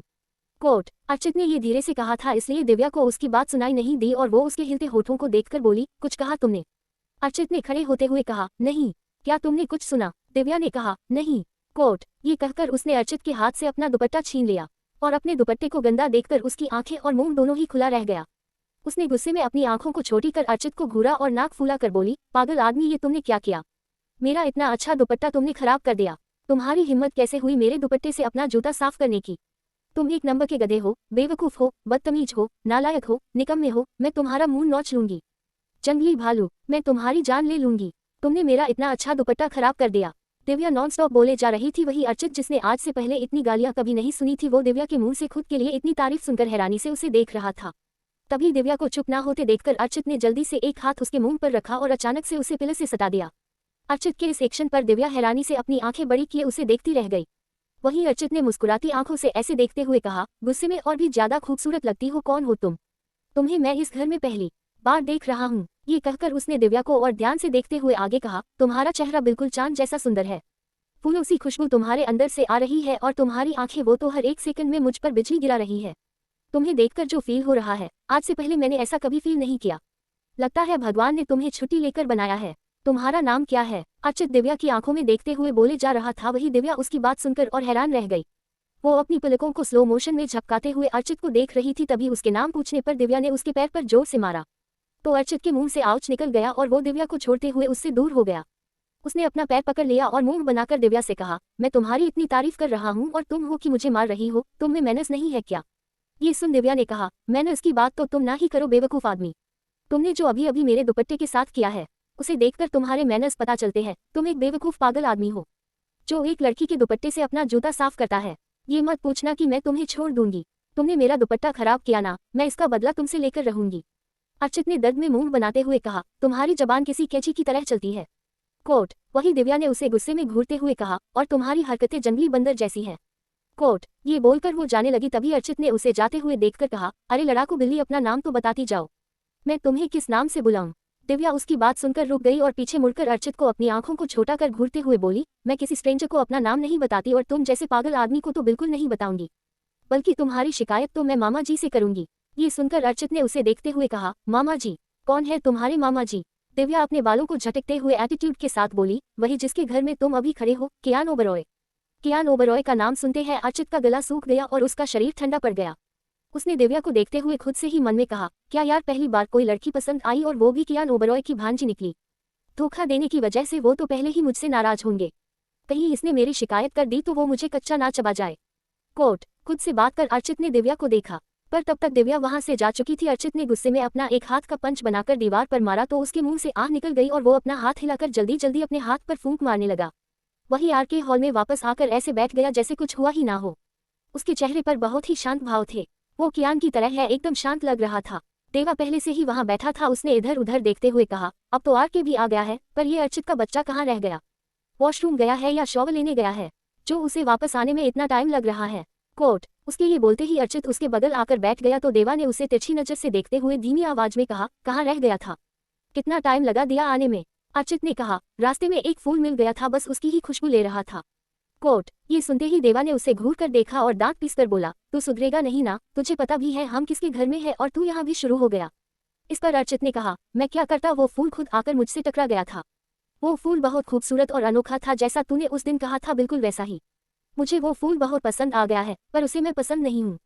कोट ये सुनकर देवा ने कहा, चलो अच्छा है किसी ने तो तुझे ना पसंद किया। कोट इस बात पर अर्चित ने उसे तिरछी नजरों से देखते हुए कहा, बकवास बंद कर, अपनी ओर कोई चक्कर चला। मैंने उसका नाम पूछा पर उसने बताया नहीं। मुझे उसका नाम जानना है, कुछ भी करके उसका नाम पता कर। देवा ने उसे तिरछी नजरों से देखा और घूरते हुए कहा, मैं क्यों पता करूं उसका नाम? वो तुझे पसंद आई है तो तू उसका नाम पता कर, और मैं कोई तेरा ब्रोकर नहीं हूं जो तेरे लिए ये सारे काम करूंगा। कोट अर्चिता देवा दोनों अभी बात कर ही रहे थे कि तभी वहां वान्या आ गई। वान्या को देखकर अर्चित ने देवा को अपने कंधे से मारते हुए कहा, क्या बात है, कियान ओबरॉय के घर में तो एक से बढ़कर एक फूल खिला हुआ है, जरा देखना ये भी उन अनोखे फूलों में से एक है। कोट अर्चित की बात पर देवा ने गर्दन घुमाकर एक नजर वान्या को देखा और फिर अर्चित की तरफ देखकर कहा, सुधर जा वरना पिट जाएगा और यहाँ से वापस तू नहीं, 4 कंधों पर तेरी लाश जाएगी। कोट उसकी ऐसी बात सुनकर अर्चित ने कहा, मैं ऑलरेडी अंदर से बहुत डरा हुआ हूँ, तू मुझे और मत डरा, और ये बता तुझे क्या ये लड़की पसंद नहीं आई? देख न कितनी अच्छी। देवा ने उसे गुस्से में देखते हुए कहा, तेरी तरह हरकतें नहीं है मेरी, और हाँ मेरी फीलिंग्स है, कोई मुफ्त का सामान नहीं जो मैं किसी पर भी खर्च करता रहूं। ये बोल उसने वान्या को देखते हुए कहा, और मुझे इसे देखकर वही फीलिंग आ रही है जो बच्चा को देखकर आई थी। ये सुन अर्चित ने सिर हिलाते हुए कहा, तू साला सिंगल ही मरेगा। जिस भी लड़की को देखता है यही बोलता है, क्या इस दुनिया में कोई ऐसी लड़की नहीं जिसे देखकर तुझे वो वाली फीलिंग आए? कोट देवा ने उसे एक नजर देखा और फिर मुंह बनाकर कहा, जब ऐसी लड़की मुझे मिल जाएगी तो बता दूंगा। उसकी बात पर अर्चित जैसे ही कुछ कहने को हुआ कि तभी आरके ने दोनों को बातें करते देखकर कहा, अगर अब तुम दोनों चुप नहीं हुए तो बड़ी से पहले मैं तुम दोनों को मार दूंगा। कोट उसकी बात सुनते ही दोनों खामोश हो गए। आरके ने जैसे ही उनसे नजरें हटाकर सामने देखा तो उसकी नजर क्रियांशी पर चली गई। वो सीढ़ियों से नीचे आ रही थी। वही आरके उसे देखकर देखता ही रह गया। क्रियांशी ने आज इंडियन वेयर पहना था। उसने पटियाला सूट पहना था और सलीके अपने दुपट्टे को डाला था। उसने अपने बाल खुले ही छोड़ रखे थे। उसके कानों की बालियां जब वो उतर रही थी तो वो एकले झूल रही थी। माथे पर सजी छोटी सी बिंदी उसे गॉर्जियस लुक दे रही थी। आरके उसे देखकर उसमें ही खो गया और उसे देखता रह गया। उसका दिल जोर से धड़कने लगा था। उसे अपने दिल की धक धक सुनाई दे रही थी, तो वही क्रियांशी की नजरें उसे घूर रही थी। CH56 क्रियांशी और दिव्या का गुस्सा। उसकी बात सुनते ही दोनों खामोश हो गए। आरके ने जैसे ही उनसे नजरें हटाकर सामने देखा तो उसकी नजर क्रियांशी पर चली गई। वो सीढ़ियों से नीचे आ रही थी। वही आरके उसे देखकर देखता ही रह गया। क्रियांशी ने आज इंडियन वेयर पहना था। उसने पटियाला सूट पहना था और सलीके अपने दुपट्टे को डाला था। उसने अपने बाल खुले ही छोड़ दिए थे। उसके कानों की बालियां जब वो उतर रही थी तो वो एकले में झूल रही थी। माथे पर सजी छोटी सी बिंदी उसे गॉर्जियस लुक दे रही थी। आरके उसे देखकर उसमें ही खो गया और उसे देखता रह गया। उसका दिल जोर से धड़कने लगा था। उसे अपने दिल की धक धक सुनाई दे रही थी, तो वही क्रियांशी की नजरें उसे घूर रही थी। आरके उसे मुस्कुराती आंखों से देख रहा था। क्रियांशी उसे घूरते हुए किचन में चली गई। आरके उसे जाते हुए देखता ही रह गया। देवा की नजरें जो उसे ही देख रही थी। क्रियांशी को उसे इस तरह देखते देखकर वो धीरे से मुस्कुराते हुए खुद से बोला, मैंने कहा था ना तुझे प्यार हो गया है। अब तू भी आशिकों की गलियों में घूमेगा, पर सुकून तुझे बच्चा के पास जाकर ही मिलेगा। कोट खुद से बातें करते हो उसने सिर झुका लिया और एक टक उसकी फ्लो को घूरते हुए कहा, आई होप जो मैं सोच रहा हूँ वो ना हो। मैं कियान ओबरॉय को ज्यादा तो नहीं जानता, पर जितना भी जाना है उससे यही लगता है वो तुझसे तेरी खुशियों का सौदा करने वाले हैं। खुद से बात कर उसने आरके को अपने कंधे से मारते हुए कहा, बस कर, और कितना देखेगा, उसे नजर लग जाएगी। कोट ये सुन आरके ने देवा को तिरछी नजरों से घूरते हुए कहा, मैं बस उसे देख रहा हूँ। इस पर देवा ने कहा, जानता हूँ तू बच्चा को देख रहा है और कियान ओबरॉय तुझे देख रहा है। कोट ये सुन आरके ने उसे ध्यान से देखा तो देवा ने सिर हिलाया। आरके ने उससे नजरें हटाकर जब कियान की तरफ देखा तो वो वहां से बात कर रहा था और बीच बीच में एक नजर उसे भी देख रहा था। उसे अपनी ओर देखते देखकर आरके ठीक से बैठ गया। तभी वहां समीरा आ गई और उसने सबसे कहा, आप सब आ जाइए, डिनर लग रहा है। कोट। कियान ने सिर हिलाया और उठते हुए आरके से कहा, डिनर के बाद बात करते हैं। कोट। आरके ने भी उसकी बात पर सिर हिला दिया और वो सभी डाइनिंग टेबल पर इकट्ठे हो गए। वहीं उधर किचन में क्रियांशी काउंटर से सटकर खड़ी गुस्से में वहां रखी चीजों को घूर रही थी कि तभी वहां दिव्या पैर पटकते हुए आई और खुद में ही बड़बड़ाते हुए बोली, समझता क्या है वो जंगली भालू खुद को? मेरे दुपट्टे से अपना जूता साफ किया ना, बताती हूँ मैं उसे। ये दिव्यांशी रायचंद क्या चीज है? उसे गुस्सा करते देखकर क्रियांशी उसके पास जाते हुए बोली, क्या हुआ दिव्या, तू खुद से क्या बातें किए जा रही है? दिव्या उसकी तरफ मुड़ी और गुस्सा करते हुए बोली, देखना यार किट्टू, मामा जी ने भी पता नहीं किस प्रजाति के बंदरों को घर में बुला लिया है। मेरे दुपट्टे से उस बेवकूफ जंगली भालू ने अपना जूता साफ किया। मैं उसे नहीं छोड़ूंगी। कोट। ये सुन क्रियांशी ने कहा, हाँ तो मत छोड़ना। मैं कौन सा तुझे छोड़ने के लिए कह रही हूँ? ये बात तो मुझे भी समझ नहीं आ रही एल्डेड ने क्यों उन लोगों को यहाँ बुलाया है, पर अब जब ये लोग आ ही गए हैं तो उनके साथ हम कुछ ऐसा करेंगे कि ये दोबारा कभी इस घर में आने के बारे में सोचेंगे भी नहीं। कोट। दिव्या ने उसकी हाँ में हाँ मिलाते हुए कहा, हाँ तूने सही कहा। तो अब हमें कुछ ऐसा करना होगा कि इन लोगों को भी पता चल जाए हम भी उनसे कम नहीं है। कोट। ये बोल उसने सोचते हुए आगे कहा, पर हम करेंगे क्या? कोट। दिव्या की बात पर क्रियांशी कुछ कहती उससे पहले ही वानिया ने अंदर आते हुए कहा, क्या करने की सोच रही हो तुम दोनों? कोट। ये कहते हुए वो अंदर आई और काउंटर से सटकर खड़ी हो गई। फिर दोनों को देखते हुए बोली, तुम दोनों क्या बाहर जो नमूने बैठे हैं उनके बारे में बात कर रही हो? कोट। वानिया के पूछने पर दोनों ने सिर हिला दिया तो वानिया उन्हें देखकर स्माइल करते हुए बोली, अरे यार बेचारों की शक्ल देखो जरा, कितने भोले भाले लोग लगते हैं, क्यों खामखा उनकी बैंड बजाने पर तुली हो तुम दोनों? कोट। ये सुनते ही दिव्या भड़कते हुए बोली, तुझे वो भोला भाला लगता है? एल बाहर बैठा वो जंगली भालू, उसने मेरे दुपट्टे से अपना जूता साफ किया। मैं उसे नहीं छोड़ूंगी। कोट। प्रियांशी भी उतने ही गुस्से में बोली, और मैं उस ठाकुर को नहीं छोड़ूंगी। उसकी हिम्मत कैसे हुई मेरे रूम में आने की और मुझे? ये बोलते हुए वो अचानक से रुक गई। उसकी बात सुनकर दिव्या और वानिया दोनों उसे सावलिया नजरों से देखने लगी। प्रियांशी ने जब दोनों को खुद को घूरते हुए देखा तो वो उनसे अपनी नजर चुराकर जाने लगी। तभी वानिया और दिव्या दोनों उसके सामने आकर उसका रास्ता रोकते हुए बोली, किट्टू डॉन ट मूव, तू नहीं जा सकती। Single quote. प्रियांशी मुंह बनाकर बोली, पर क्यों, मैंने क्या किया है? कोट। उसके पूछने पर वानिया ने उसे पैनी नजरों से देखते हुए कहा, पहले बता ये ठाकुर कौन है और वो तेरे कमरे में क्यों गया था? दिव्या भी उसे घूरते हुए बोली, क्या बाहर जो 3 नमूने बैठे हैं उनमें से एक का नाम ठाकुर है? कोट। वानिया ने फिर से पूछा, बताना ये ठाकुर कौन है, क्या तू उसे पहले से जानती है? उसका साथ देते हुए दिव्या ने कहा, ओहो किट्टू चुप क्यों खड़ी है यार, बताना जल्दी। कोट। प्रियांशी दोनों की बात सुनते हुए पीछे हटने लगी थी। तभी वो पीछे हटते हटते दीवार से टकरा गई। वानिया और दिव्या दोनों उसके सामने खड़ी थी और उसे घूर कर देख रही थी। वही दोनों को देखकर प्रियांशी डर गई। उसे समझ नहीं आ रहा था वो दोनों से क्या कहे। तभी दिव्या ने उसे समझाते हुए कहा, देख किट्टू तू अभी बहुत छोटी है, इसलिए जो भी बात है हमें बता, हम तेरी हेल्प करेंगे। क्या उसने कमरे में आकर कुछ किया? कोट। उसका साथ देते हुए वानिया ने पूछा, हाँ किट्टू बताना, अगर उसने तेरे साथ कुछ गलत किया होगा तो मैं उसके सारे दांत तोड़ दूंगी। तुझे पता है ना मुझे बॉक्सिंग आती है, उसे तो मैं एक पंच में ही दिन में तारे देखा दूंगी। कोट। किट्टू दोनों की बात सुनकर फ्रस्ट्रेट हो गई थी, इसलिए वो झुंझलाहट में बोली, प्लीज यार तुम दोनों अपनी एडवाइस अपने पास रखो, ये मेरा मैटर है, इसे मैं खुद ही शॉर्ट आउट कर लूंगी और उस ठाकुर को तो मैं अपने तरीके से सबक सिखाऊंगी। कोट। उसके मुंह से फिर से ठाकुर सुनकर वानिया फ्रस्ट्रेटेड होकर बोली, ठाकुर ठाकुर ठाकुर, आखिर ये ठाकुर है कौन? अरे नाम से तो लग रहा है कोई 60-65 साल का बुढ़ा होगा। कोट। आरके के लिए उसके मुंह से बुढ़ा सुनकर प्रियांशी जल्दी से बोली, वो बुढ़ा नहीं है यार, वो बहुत हैंडसम है, इतना हैंडसम कि जब तुम दोनों देखोगी तो उसे देखती रह जाओगी।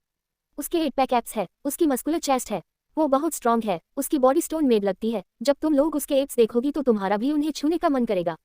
बहुत ज्यादा कूल है यार। कोट। ये कहते हुए वो आरके की बॉडी को इमेजिनेशन करने लगी। वही उसके मुंह से एक आदमी के लिए इतनी तारीफ सुनकर वानिया हैरानी से उसे देखते हुए बोली, किट्टू क्या तू अपने ठाकुर से प्यार करने लगी है? ये सुनते ही प्रियांशी अचानक से चुप हो गई और अपनी आंखें बंद कर मुंह बनाकर खुद से बोली, ये क्या किया कट्टू तूने? अब वानिया और दिव्या दोनों को पता चल जाएगा, तुझे वो ठाकुर पसंद है।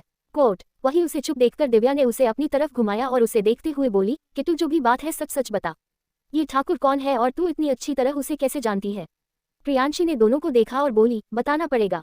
दिव्या और वानिया दोनों ने सिर हिलाते हुए कहा, हाँ बताना पड़ेगा, वो भी सब सच। प्रियांशी दोनों को देखते हुए अपने हाथ को आपस में रगड़ने लगी और फिर गहरी सांस लेकर वानिया की तरफ देखते हुए बोली, वानिया जब तू अंकल के बुलाने पर वापस ऑस्ट्रेलिया चली गई थी तो तेरे जाने के कुछ दिन बाद ही मुझ पर अटैक हुआ था और मेरा किडनैप हो गया था और मुझे किडनैप करने वाला MK है। कोट। उसकी बात सुनकर दिव्या और वानिया दोनों एक साथ बोली, MK? तभी प्रियांशी ने जल्दी से कहा, नहीं MK नहीं CK है।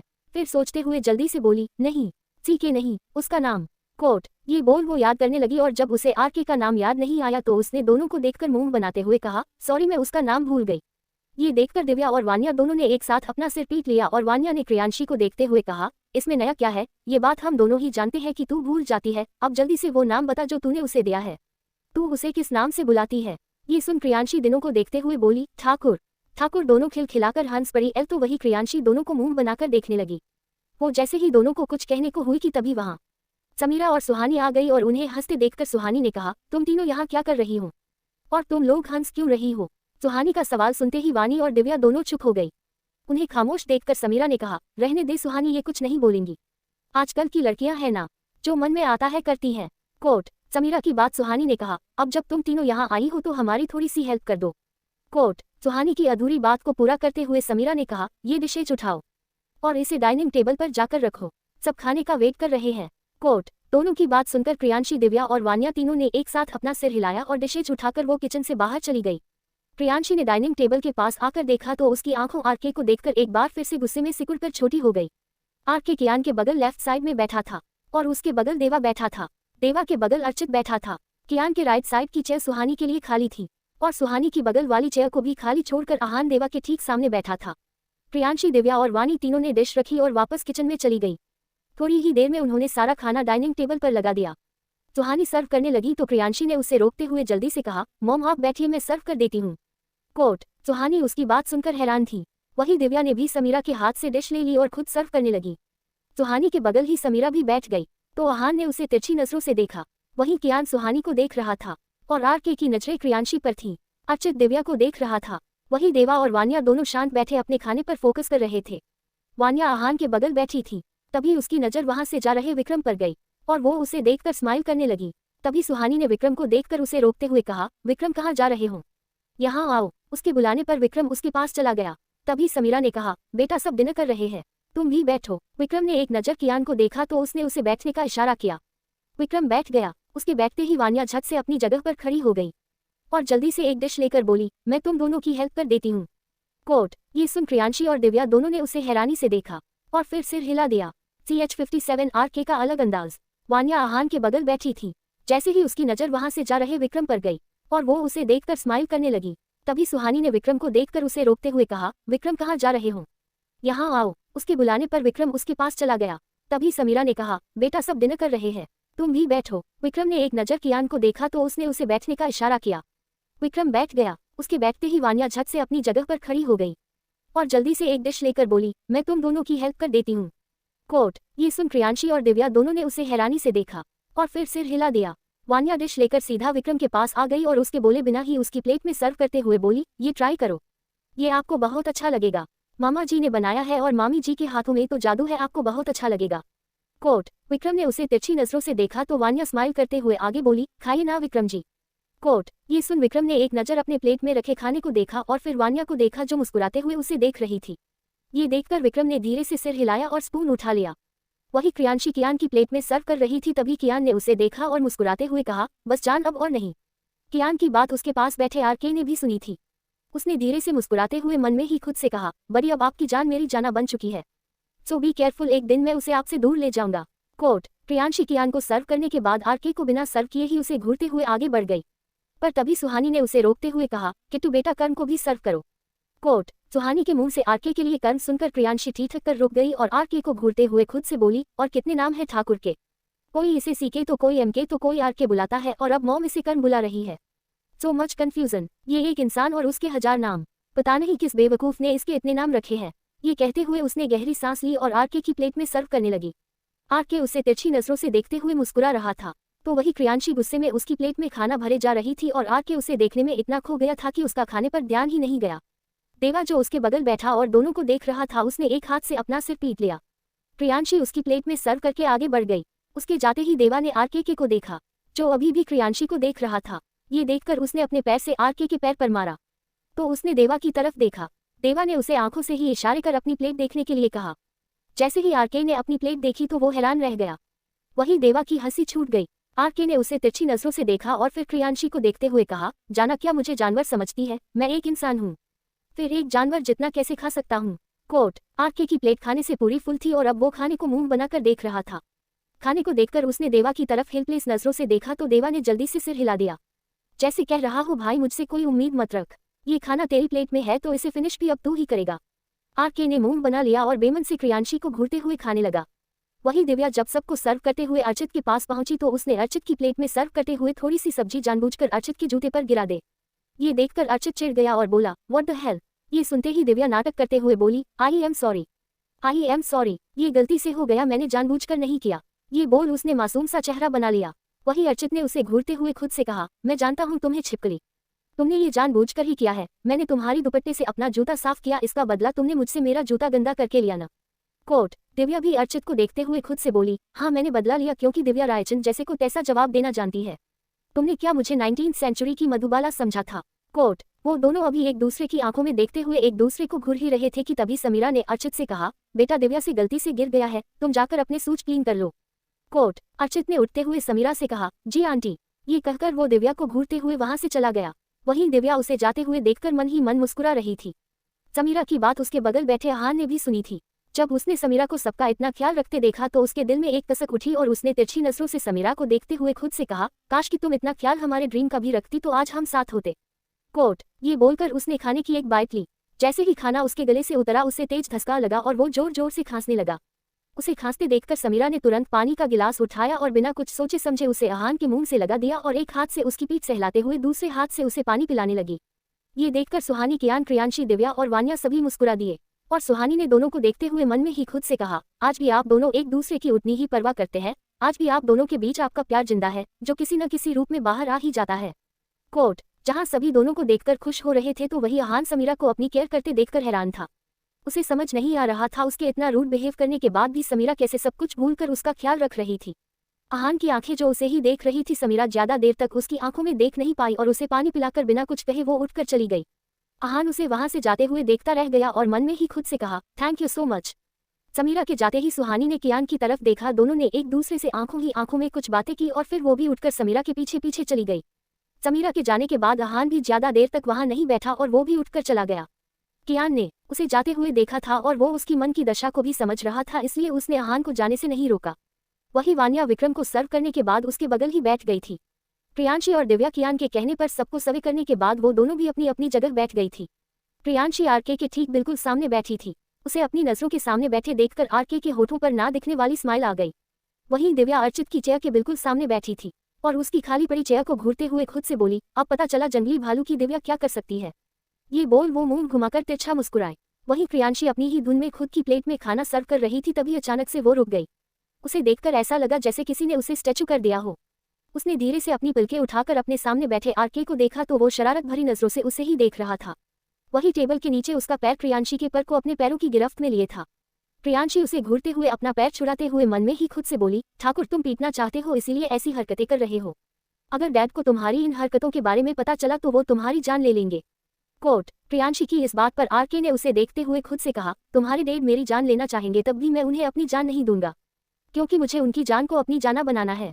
मैं तुम्हारे साथ जीना चाहता हूँ, मरना नहीं जाना। और रही बात मेरी कैद से आज़ाद होने की तो भूल जाओ, मैं तुम्हें खुद से कभी आज़ाद नहीं होने दूंगा। खुद से बात करते हुए उसने प्रियांशी के पैरों को अपने पैरों के नीचे दबा दिया।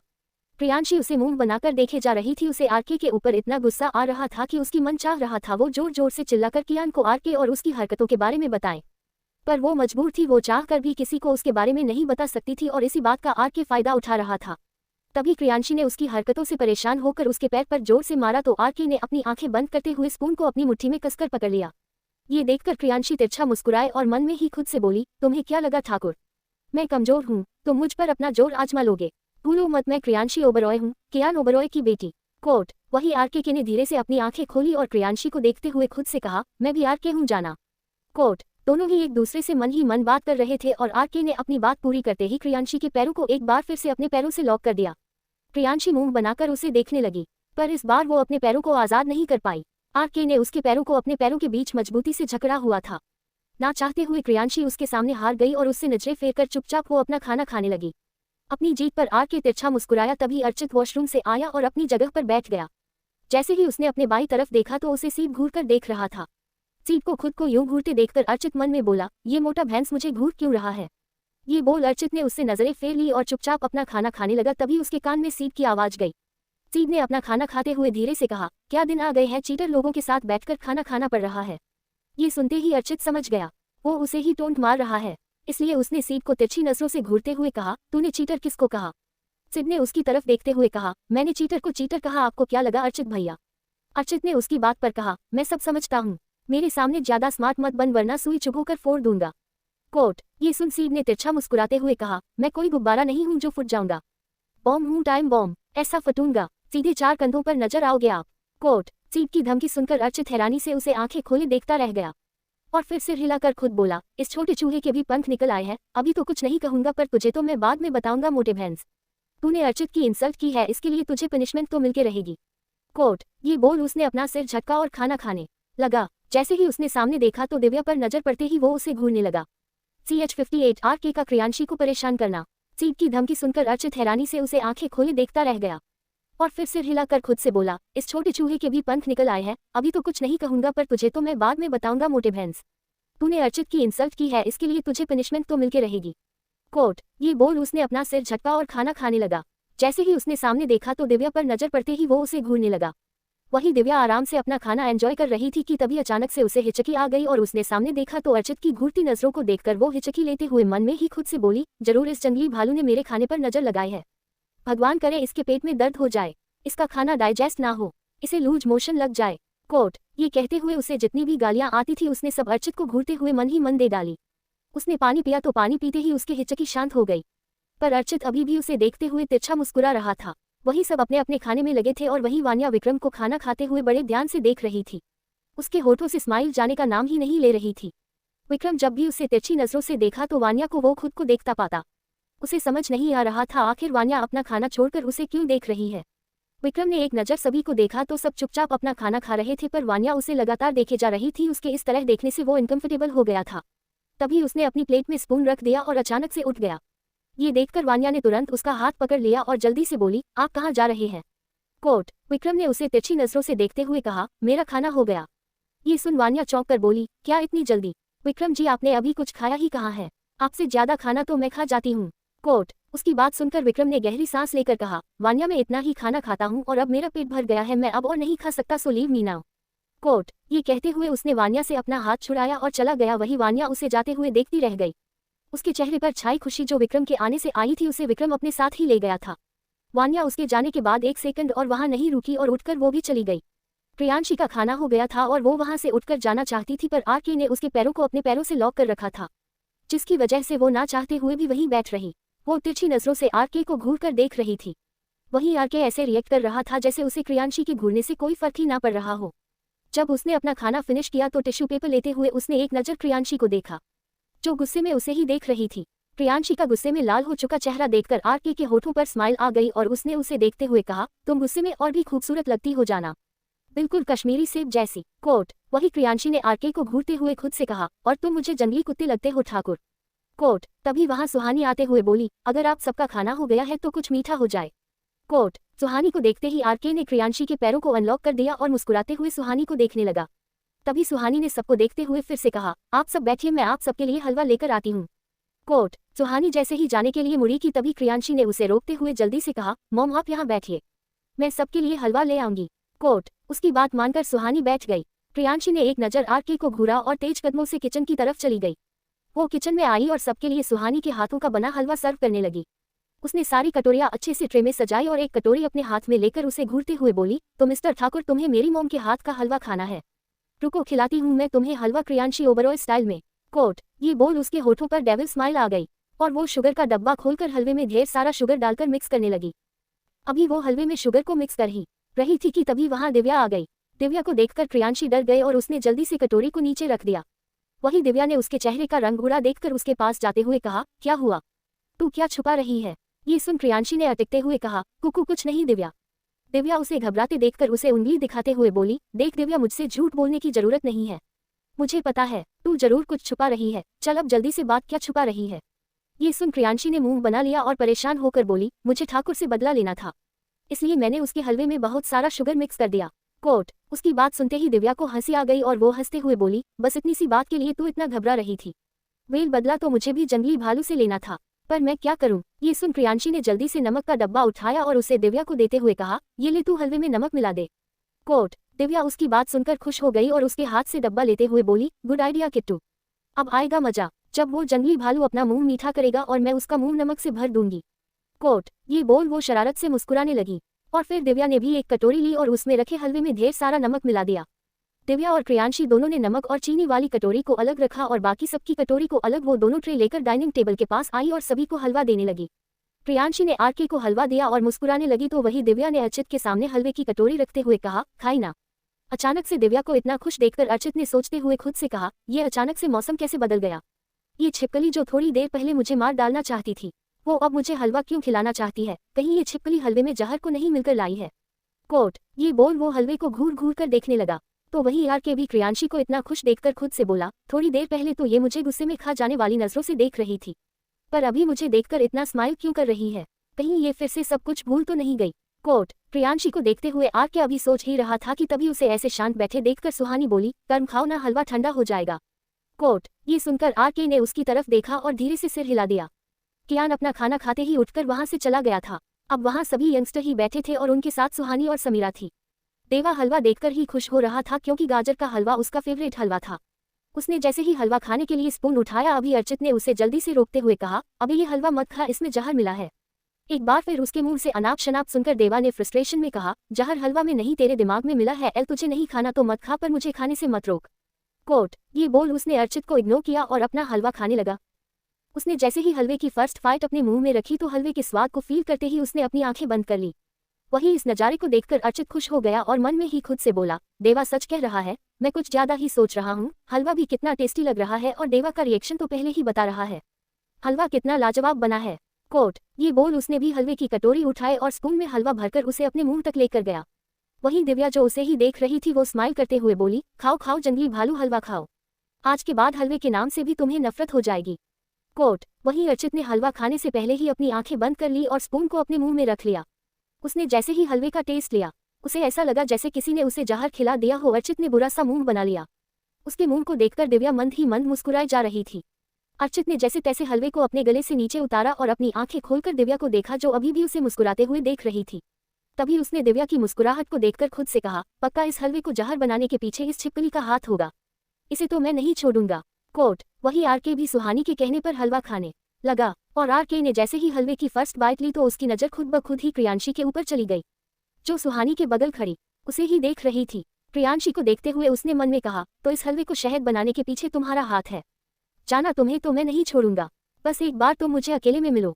कोट, क्रियांशी जो उसे ही देख रही थी उसे आरके को इतना नॉर्मल देखकर हैरानी हुई और वो उसे देखते हुए खुद से बोली, ठाकुर इतना शांत क्यों है, रिएक्ट क्यों नहीं कर रहा, क्या मैंने हलवे में चीनी कम मिलाई थी।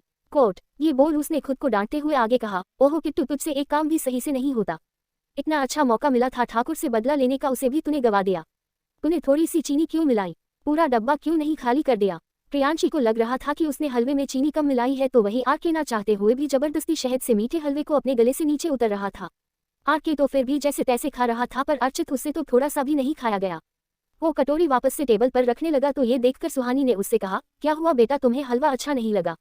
अर्चित ने सुहानी को देखते हुए जल्दी से कहा, अरे नहीं मिसेज ओबरॉय, हलवा तो बहुत टेस्टी है। पर इसके आगे वो कुछ कहता कि तभी दिव्या तपाक से बीच में बोली, अगर हलवा इतना ही टेस्टी है तो आप खा क्यों नहीं रहे हैं, अगर आप नहीं खाएंगे तो मामी जी को बुरा लगेगा। क्या आप चाहते हैं मामी जी को बुरा लगे। अपनी बात कहकर दिव्या ने छोटा सा मुंह बना लिया और सुहानी को देखने लगी तो उसने भी दिव्या का साथ देते हुए अर्चित से कहा, हाँ बेटा, अगर तुम खाओगे नहीं तो मुझे बुरा लगेगा।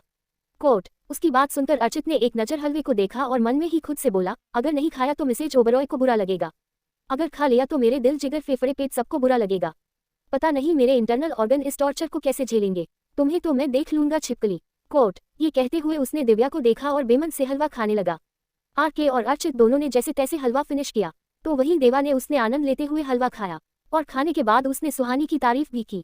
खाने के बाद वो सभी कियान के बुलाने पर स्टडी रूम में चले गए। कियान सोफे पर राजा की तरह बैठा था तो वही आरके उसके सामने बैठा था। आरके के अगल बगल देवा और अर्चित बैठे थे। आहान कियान के पास ही बैठा था तो वही विक्रम कियान के जस्ट पीछे खड़ा था।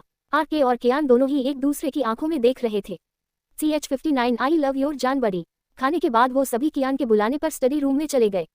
कियान सोफे पर राजा की तरह बैठा था तो वही आरके उसके सामने बैठा था। आरके के अगल बगल देवा और अर्चित बैठे थे। आहान कियान के पास ही बैठा था तो वही विक्रम कियान के जस्ट पीछे खड़ा था। आरके और कियान दोनों ही एक दूसरे की आंखों में देख रहे थे।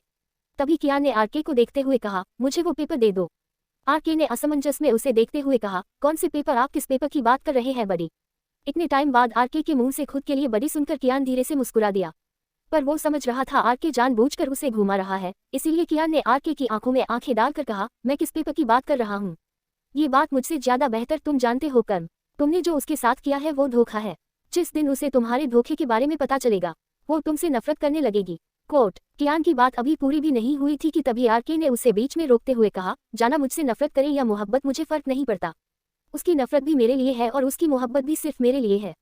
कोट। ये कहते हुए आरके कियान की आंखों में देख रहा था तो वही दोनों की ये बात सुनकर आहान, देवा, अर्चित, विक्रम एक पल के लिए वो सभी चौंक गए थे। आहान जहां आरके को घूर रहा था तो वही देवा ने पलके झुकाते हुए खुद से कहा, जिसका डर था वही हुआ। आखिर कियान ओबरॉय ने अपनी औकात दिखाई दी। वो तेरी खुशियों का सौदा कर रहा है यार। उसने यहाँ तुझे डिनर पर इनवाइट नहीं किया बल्कि तेरी खुशियों का सौदा करने के लिए बुलाया है। आई होप कि तू उसके बातों की जाल में न फंसे और एक सही फैसला ले। कोट। बोलते हुए देवा ने तिरछी नजरों से आरके को देखा जो अभी भी कियान को देख रहा था। तभी कियान ने उससे नजरें मिलाते हुए कहा, करमजान अभी अंडरएज है, उसकी उम्र शादी की नहीं है, तुम्हें उसे इस अनचाहे रिश्ते से आजाद करना ही होगा। कोट। ये सुन आरके ने सोफे पर अपनी पोजीशन चेंज की और थोड़ा झुककर बैठते हुए कियान को घूरते हुए कहा, अगर मैं ऐसा नहीं करूँ तो? कोट। कियान भी उसकी तरफ झुककर बैठ गया और उसकी आंखों में देखते हुए कहा, तुम्हें ये करना ही होगा, क्योंकि तुम्हारे पास कोई और ऑप्शन नहीं है कर्म। कोट। इस पर आरके होठों को तिरछाकर मुस्कुराया और उसे देखते हुए कहा, आई एम सॉरी बडी, पर मैं जाना को आजाद नहीं करूंगा। वो मेरे साथ बंध चुकी है और ये अनचाहा रिश्ता एक दिन मनचाहा बन जाएगा। कोट। ये सुनकर कियान पीछे होकर बैठ गया और एटीट्यूड के साथ बोला, ओके फाइन, पॉइंट पर आते हैं, उसे आजाद करने की तुम्हें क्या कीमत चाहिए?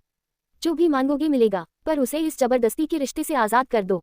कोट। इस पर आरके ने एटीट्यूड के साथ कहा, आपको क्या लगता है बड़ी, आपकी जान की आजादी की क्या कीमत होगी? कियान ने कहा, अगर जान की आजादी के बदले तुम मेरी जान लेना चाहते हो तो मैं तुम्हारे सामने बैठा हूँ, ले लो मेरी जान। कोट। ये सुनकर आकर फिर से तिरछा मुस्कुराया और उसे देखते हुए कहा, अगर मुझे आपकी जान लेनी होती बड़ी तो मैं उसी दिन आपकी जान ले लेता, यहाँ बैठकर आपके साथ सौदा नहीं कर रहा होता। हाँ, अगर आप अपनी जान को आजाद देखना चाहते हैं तो लेकर आइए मेरे सामने 20 साल पहले का वो सच जिसे आप झूठ ला रहे हैं। प्रूफ कीजिए कि उस दिन जो कुछ भी हुआ उसमें आपका और ब्यूटीफुल का कोई हाथ नहीं था। कोट। उसकी पूरी बात सुनकर कियान ने उसे देखते हुए हाथों से इशारा कर कहा, अगर मैंने ये प्रूफ कर दिया तो क्या तुम मेरी जान को इस अनचाहे रिश्ते से आजाद कर दोगे? कोट। इस पर आरके ने अपने होठों से कुछ नहीं कहा, बस हाँ में सिर हिला दिया। दोनों की कन्वर्सेशन के पूरी होते ही आहान ने कहा, आरके अब बहुत जल्द सच तुम्हारे सामने होगा, तो तुम भी अपनी बात से मुकर मत जाना। तुम्हें हमारी किट्टू को इस जबरदस्ती के रिश्ते से आजाद करना ही होगा। अगर तुमने हमें धोखा देने की सोची तो तुम जानते हो हम क्या कर सकते हैं। हमारी उम्र भले ही तुमसे ज्यादा है पर अभी भी तुम सब हमारे सामने बच्चे हो। कोट। आहान की बात सुनकर आरके के कुछ कहता उससे पहले ही देवा ने बीच में कहा, मिस्टर राठौर फिक्र मत करिए, पहले आप लोग हमारे सामने ही प्रूफ करिए कि हमारी जिंदगी बर्बाद करने के पीछे आप लोगों का हाथ नहीं था।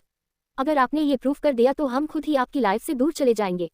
कोट। देवा की बात सुनकर आहान मुस्कुराया और उसे देखते हुए कहा, बच्चे तुम्हारे सिर पर जितने बाल नहीं होंगे, इतने साल का हमें तजुर्बा है, तुमने कोई कहानी सुनी और निकल पड़े कियान ओबरॉय से अपना बदला लेने।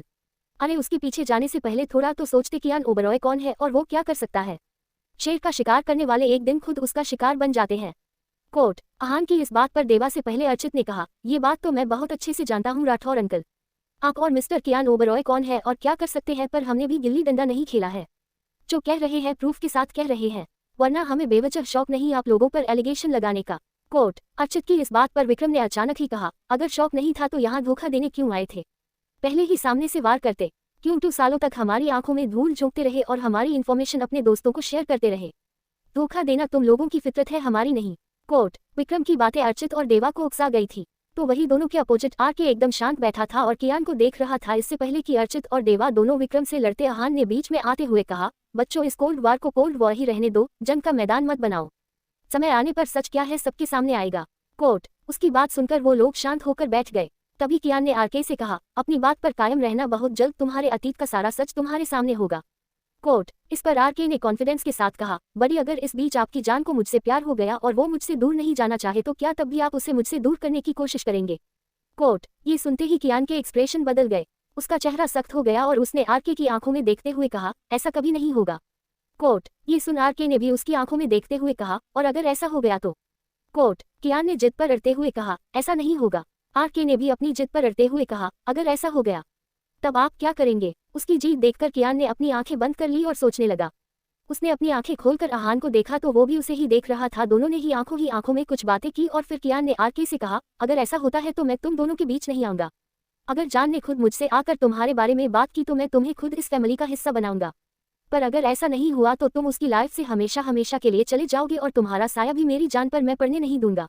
कोट। कियान की पूरी बात सुनकर देवा और अर्चित हैरान रह गए तो वहीं आरके अभी भी वैसे ही खड़ा था और उसने कियान को देखते हुए कहा, मंजूर है। आपकी ये शर्त मुझे मंजूर है।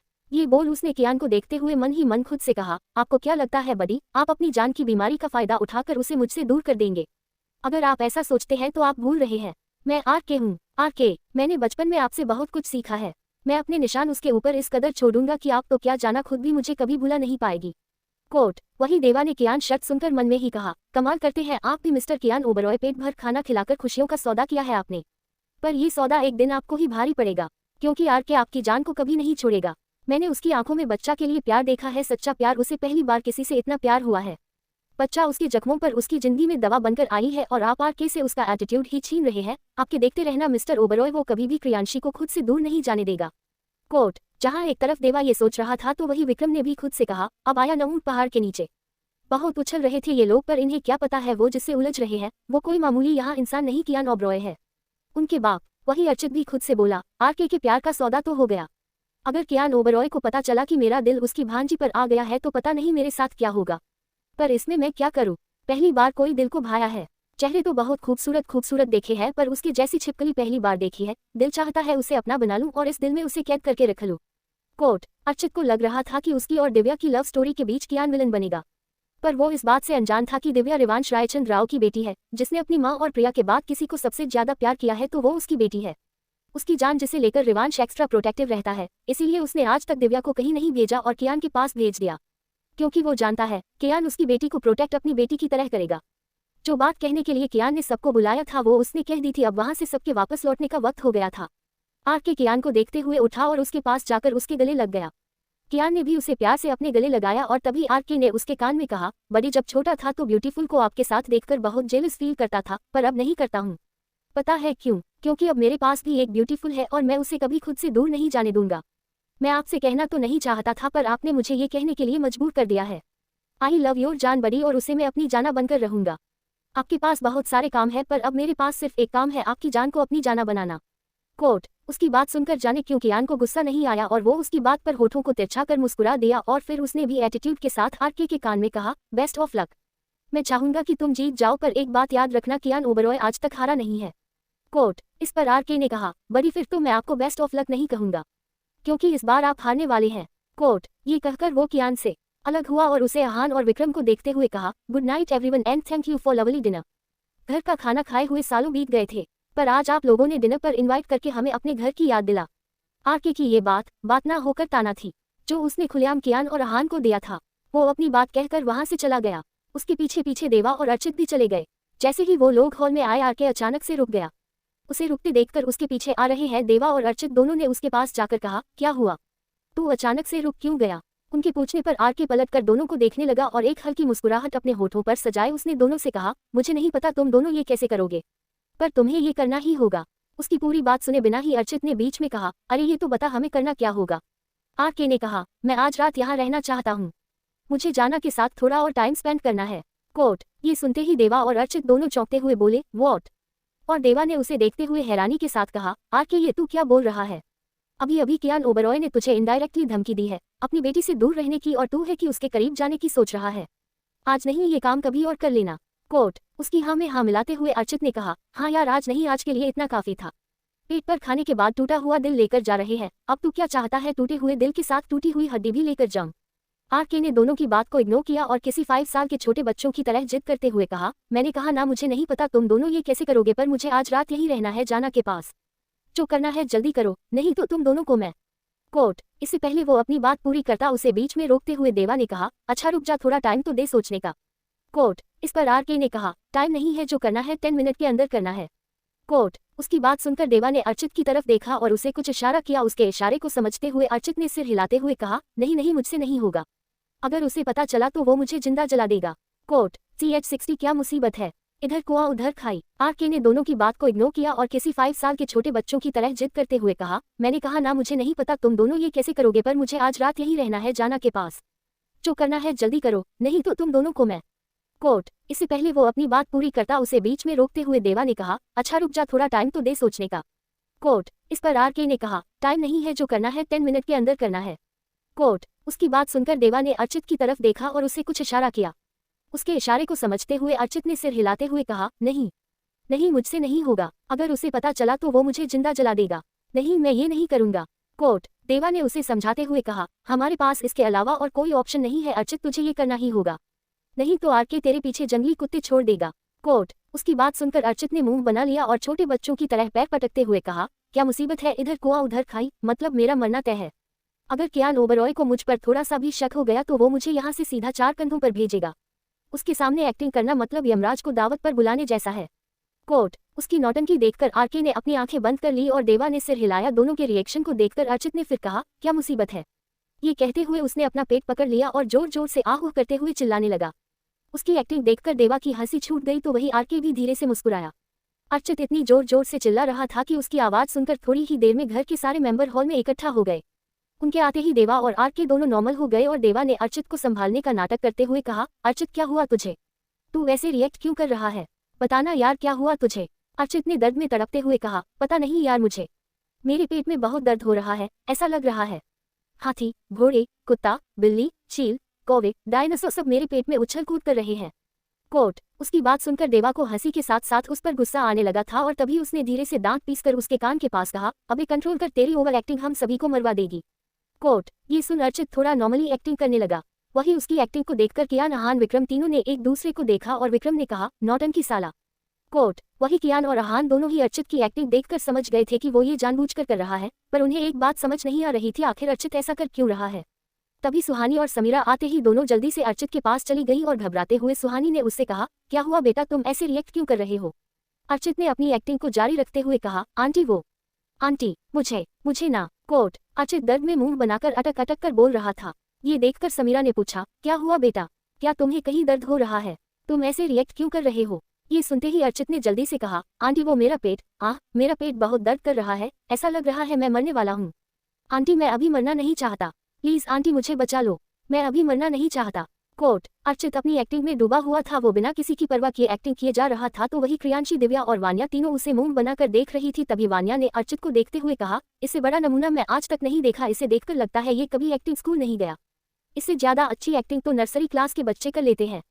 कोर्ट, उसका साथ देते हुए दिव्या ने कहा, यू आर राइट वान्या, जंगली भालू बहुत ही बकवास एक्टिंग करता है, मेरा तो मन कर रहा है जाकर इसके पेट में 2-3 लात मारूं, तब जाकर इसकी थोड़ी बहुत एक्टिंग सही करेगा। कोर्ट, दोनों की बात सुनकर प्रियांशी ने अर्चित को देखते हुए सोचने वाले अंदाज में कहा, पर मुझे एक बात समझ नहीं आ रही, आखिर ये लोग ऐसा कर क्यों रहे हैं, इन लोगों को ऐसा करके क्या मिलेगा। इस पर वान्या ने कहा, ये बात तो वो तीनों नमूने ही जानते होंगे। कोर्ट, ये बोल उसने विक्रम को देखा और उसे देखकर स्माइल करते हुए बोली, सबसे अच्छा तो मेरा विक्रम है, कम से कम फालतू की ओवर एक्टिंग तो नहीं करता। कोर्ट, ये बोलते हुए वो विक्रम को ही एकटक देखे जा रही थी, तभी उसके सामने क्रियांशी ने चुटकी बजाते हुए कहा, ओ मैडम अपने ख्यालों की दुनिया से बाहर आओ, यहाँ सब है। कोर्ट, उसकी बात सुनते ही वान्या ठीक से खड़ी हो गई और अपने सामने चल रहे 3rd क्लास ड्रामा को देखने लगी। सुहानी, समीरा और देवा तीनों ही अर्चित का ख्याल रख रहे थे। तभी अर्चित ने दर्द भरी आवाज में कहा, आंटी मुझे मेरी माँ की याद आ रही है, मुझे उनके पास जाना है। कोर्ट, ये सुनकर सुहानी ने उसे समझाते हुए कहा, नहीं बेटा ऐसी बातें नहीं करते, तुम्हें कुछ नहीं होगा बेटा, तुम ठीक हो जाओगे। कोर्ट, अर्चित फिर से दर्द के मुंह बनाकर एक्टिंग करते हुए बोला, पर आंटी ये दर्द मेरी जान। वो इतना ही बोल पाया कि तभी समीरा ने उसका सिर सहलाते हुए कहा, नहीं बेटा तुम्हें कुछ नहीं होगा, तुम ठीक हो जाओगे। कोर्ट, ये बोल समीरा ने विक्रम की तरफ देख कहा, विक्रम डॉक्टर को कॉल करो। कोर्ट, ये सुनते ही दिव्या की आंखें चमकने लगी और जल्दी से उनके पास जाते हुए बोली, आंटी ये आइडिया एकदम सही है, हम डॉक्टर को बुलाते हैं, जब डॉक्टर इन्हें 2-3 इंजेक्शन देंगे तो ये बिल्कुल ठीक हो जाएंगे। कोर्ट, जहां ये बात दिव्या ने हंसते हुए कही थी तो वही इंजेक्शन का नाम सुनकर अर्चित के होश उड़ गए थे और उसने हैरानी से उसे देखते हुए कहा, 2-3 इंजेक्शन। दिव्या उसके चेहरे का रंग उड़ा देखकर बोली, हाँ इंजेक्शन, मैं तो कहती मामा जी, इन्हें ह्यूमन इंजेक्शन नहीं एनिमल वाला इंजेक्शन लगवाते हैं, ये जल्दी ठीक हो जाएंगे, वैसे भी इनके शरीर को देखकर लगता है इन्हें नॉर्मल इंजेक्शन सूट भी नहीं करेगा। कोर्ट, बोलते हुए दिव्या, कियान, अहान, अर्चित, समीरा, सुहानी सभी को बारी बारी देख रही थी। वहीं उसकी बात सुनकर अर्चित सदमे में चला गया था। उसने बेचारगी से आरके और देवा की तरफ देखते हुए इशारों में ही कहा, बचा ले यार आपने यार को, इससे पहले ये लड़की मुझे चिता पर लेटा दे और मुझे आग लगा दे, मुझे यहाँ से ले जा यार। कोर्ट, उसका रिएक्शन देखकर आरके और देवा दोनों समझ रहे थे कि उसे कैसा फील हो रहा है।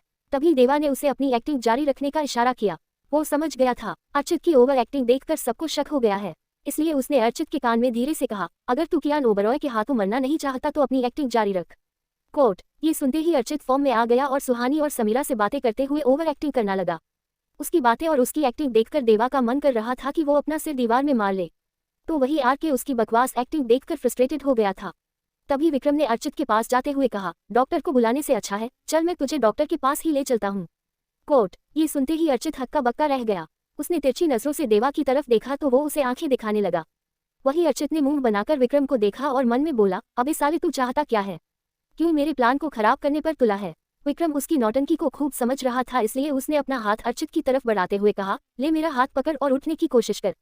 कोट। उसकी बातें सुनकर अर्चित उसे खा जाने वाली नजरों से देख रहा था, तभी उसने फिर से मुंह बना लिया और दोनों हाथ से अपना पेट पकड़कर बोला, आंटी अब मुझसे और दर्द नहीं सहा जाएगा, मुझे बहुत दर्द हो रहा है, मैं उठने की कोशिश कर रहा हूँ पर मुझसे उठा नहीं जा रहा।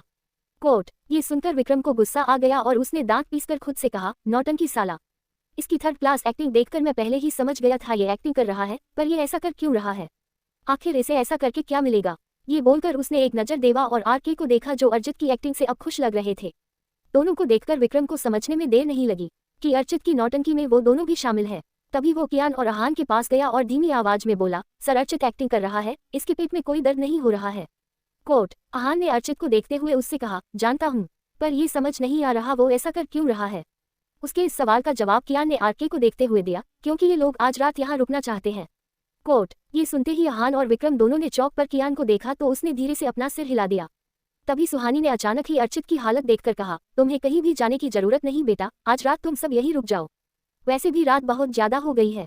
कोट। ये सुनते ही अर्चित खुशी से भर गया और उसने अपनी चमकती आंखों से आरके और देवा को देखा और थम्स अप दिखा दिया। उसे इतना मुस्कुराते देखकर देवा उसे घूरने लगा। ये देखकर अर्चित समझ गया और उसने फिर से अपना मुंह बनाते हुए कहा, आ मम्मा ये दर्द। इतनी देर से उसकी नौटंकी को देख रही क्रियांशी, दिव्या और वान्या तीनों ने अपना सिर हिलाया और वान्या ने जाते हुए कहा, फाइनली वो हो गया जो ये लोग चाहते थे। कोट। ये बोल वो चली गई। दिव्या ने उसके पीछे जाते हुए अर्चित को घूरा तो वो उसे देखकर स्माइल करने लगा। वहीं क्रियांशी ने आरके को देखा तो उसने क्रियांशी को एक सरकास्टिक लुक दिया। इधर अर्चित ने अपनी एक्टिंग को जारी रखते हुए सुहानी और समीरा से कहा, वैसे तो मैं यहाँ रुकना नहीं चाहता आंटी, पर जब आप इतना कह रही हैं तो मैं मना नहीं करूंगा, मुझे बस मेरा कमरा दिखा दो, शायद मैं थोड़ी देर आराम करूंगा तो ठीक हो जाऊंगा। कोट। एक बार फिर विक्रम अर्चित की बात से चिढ़ गया और झुंझला कर बोला, पता नहीं किस सकत से इस बंदर को पकड़ कर लाए हैं ये लोग। कोट। इस बार उसकी ये बात अर्चित ने भी सुन ली थी और उसने विक्रम को घूरते हुए मन में कहा, उसी सकत से जहां से तू आया है गोरिल्ला। कोट। विक्रम को उसकी बात पर गुस्सा आ गया और वो जैसे ही उसके पास जाने लगा कि तभी आरके उसके सामने आकर खड़ा हो गया। आरके के सामने आ जाने से विक्रम उससे घूरने लगा तो आरके ने उससे कहा, गेस्ट बनकर आए हैं इसलिए शांत है, वरना। कोट। वरना क्या, विक्रम ने उसकी आंखों में देखते हुए कहा तो आरके बोला, अपने काम पर ध्यान दे। कोट। ये सुन विक्रम और चिढ़ गया। वो जैसे ही कुछ कहने को हुआ कि तभी आहान ने कहा, विक्रम उन्हें कमरा दिखा दो। कोट। ये सुनते ही आरके मुस्कुराने लगा तो वही विक्रम उसे गुस्से में घूरता रह गया।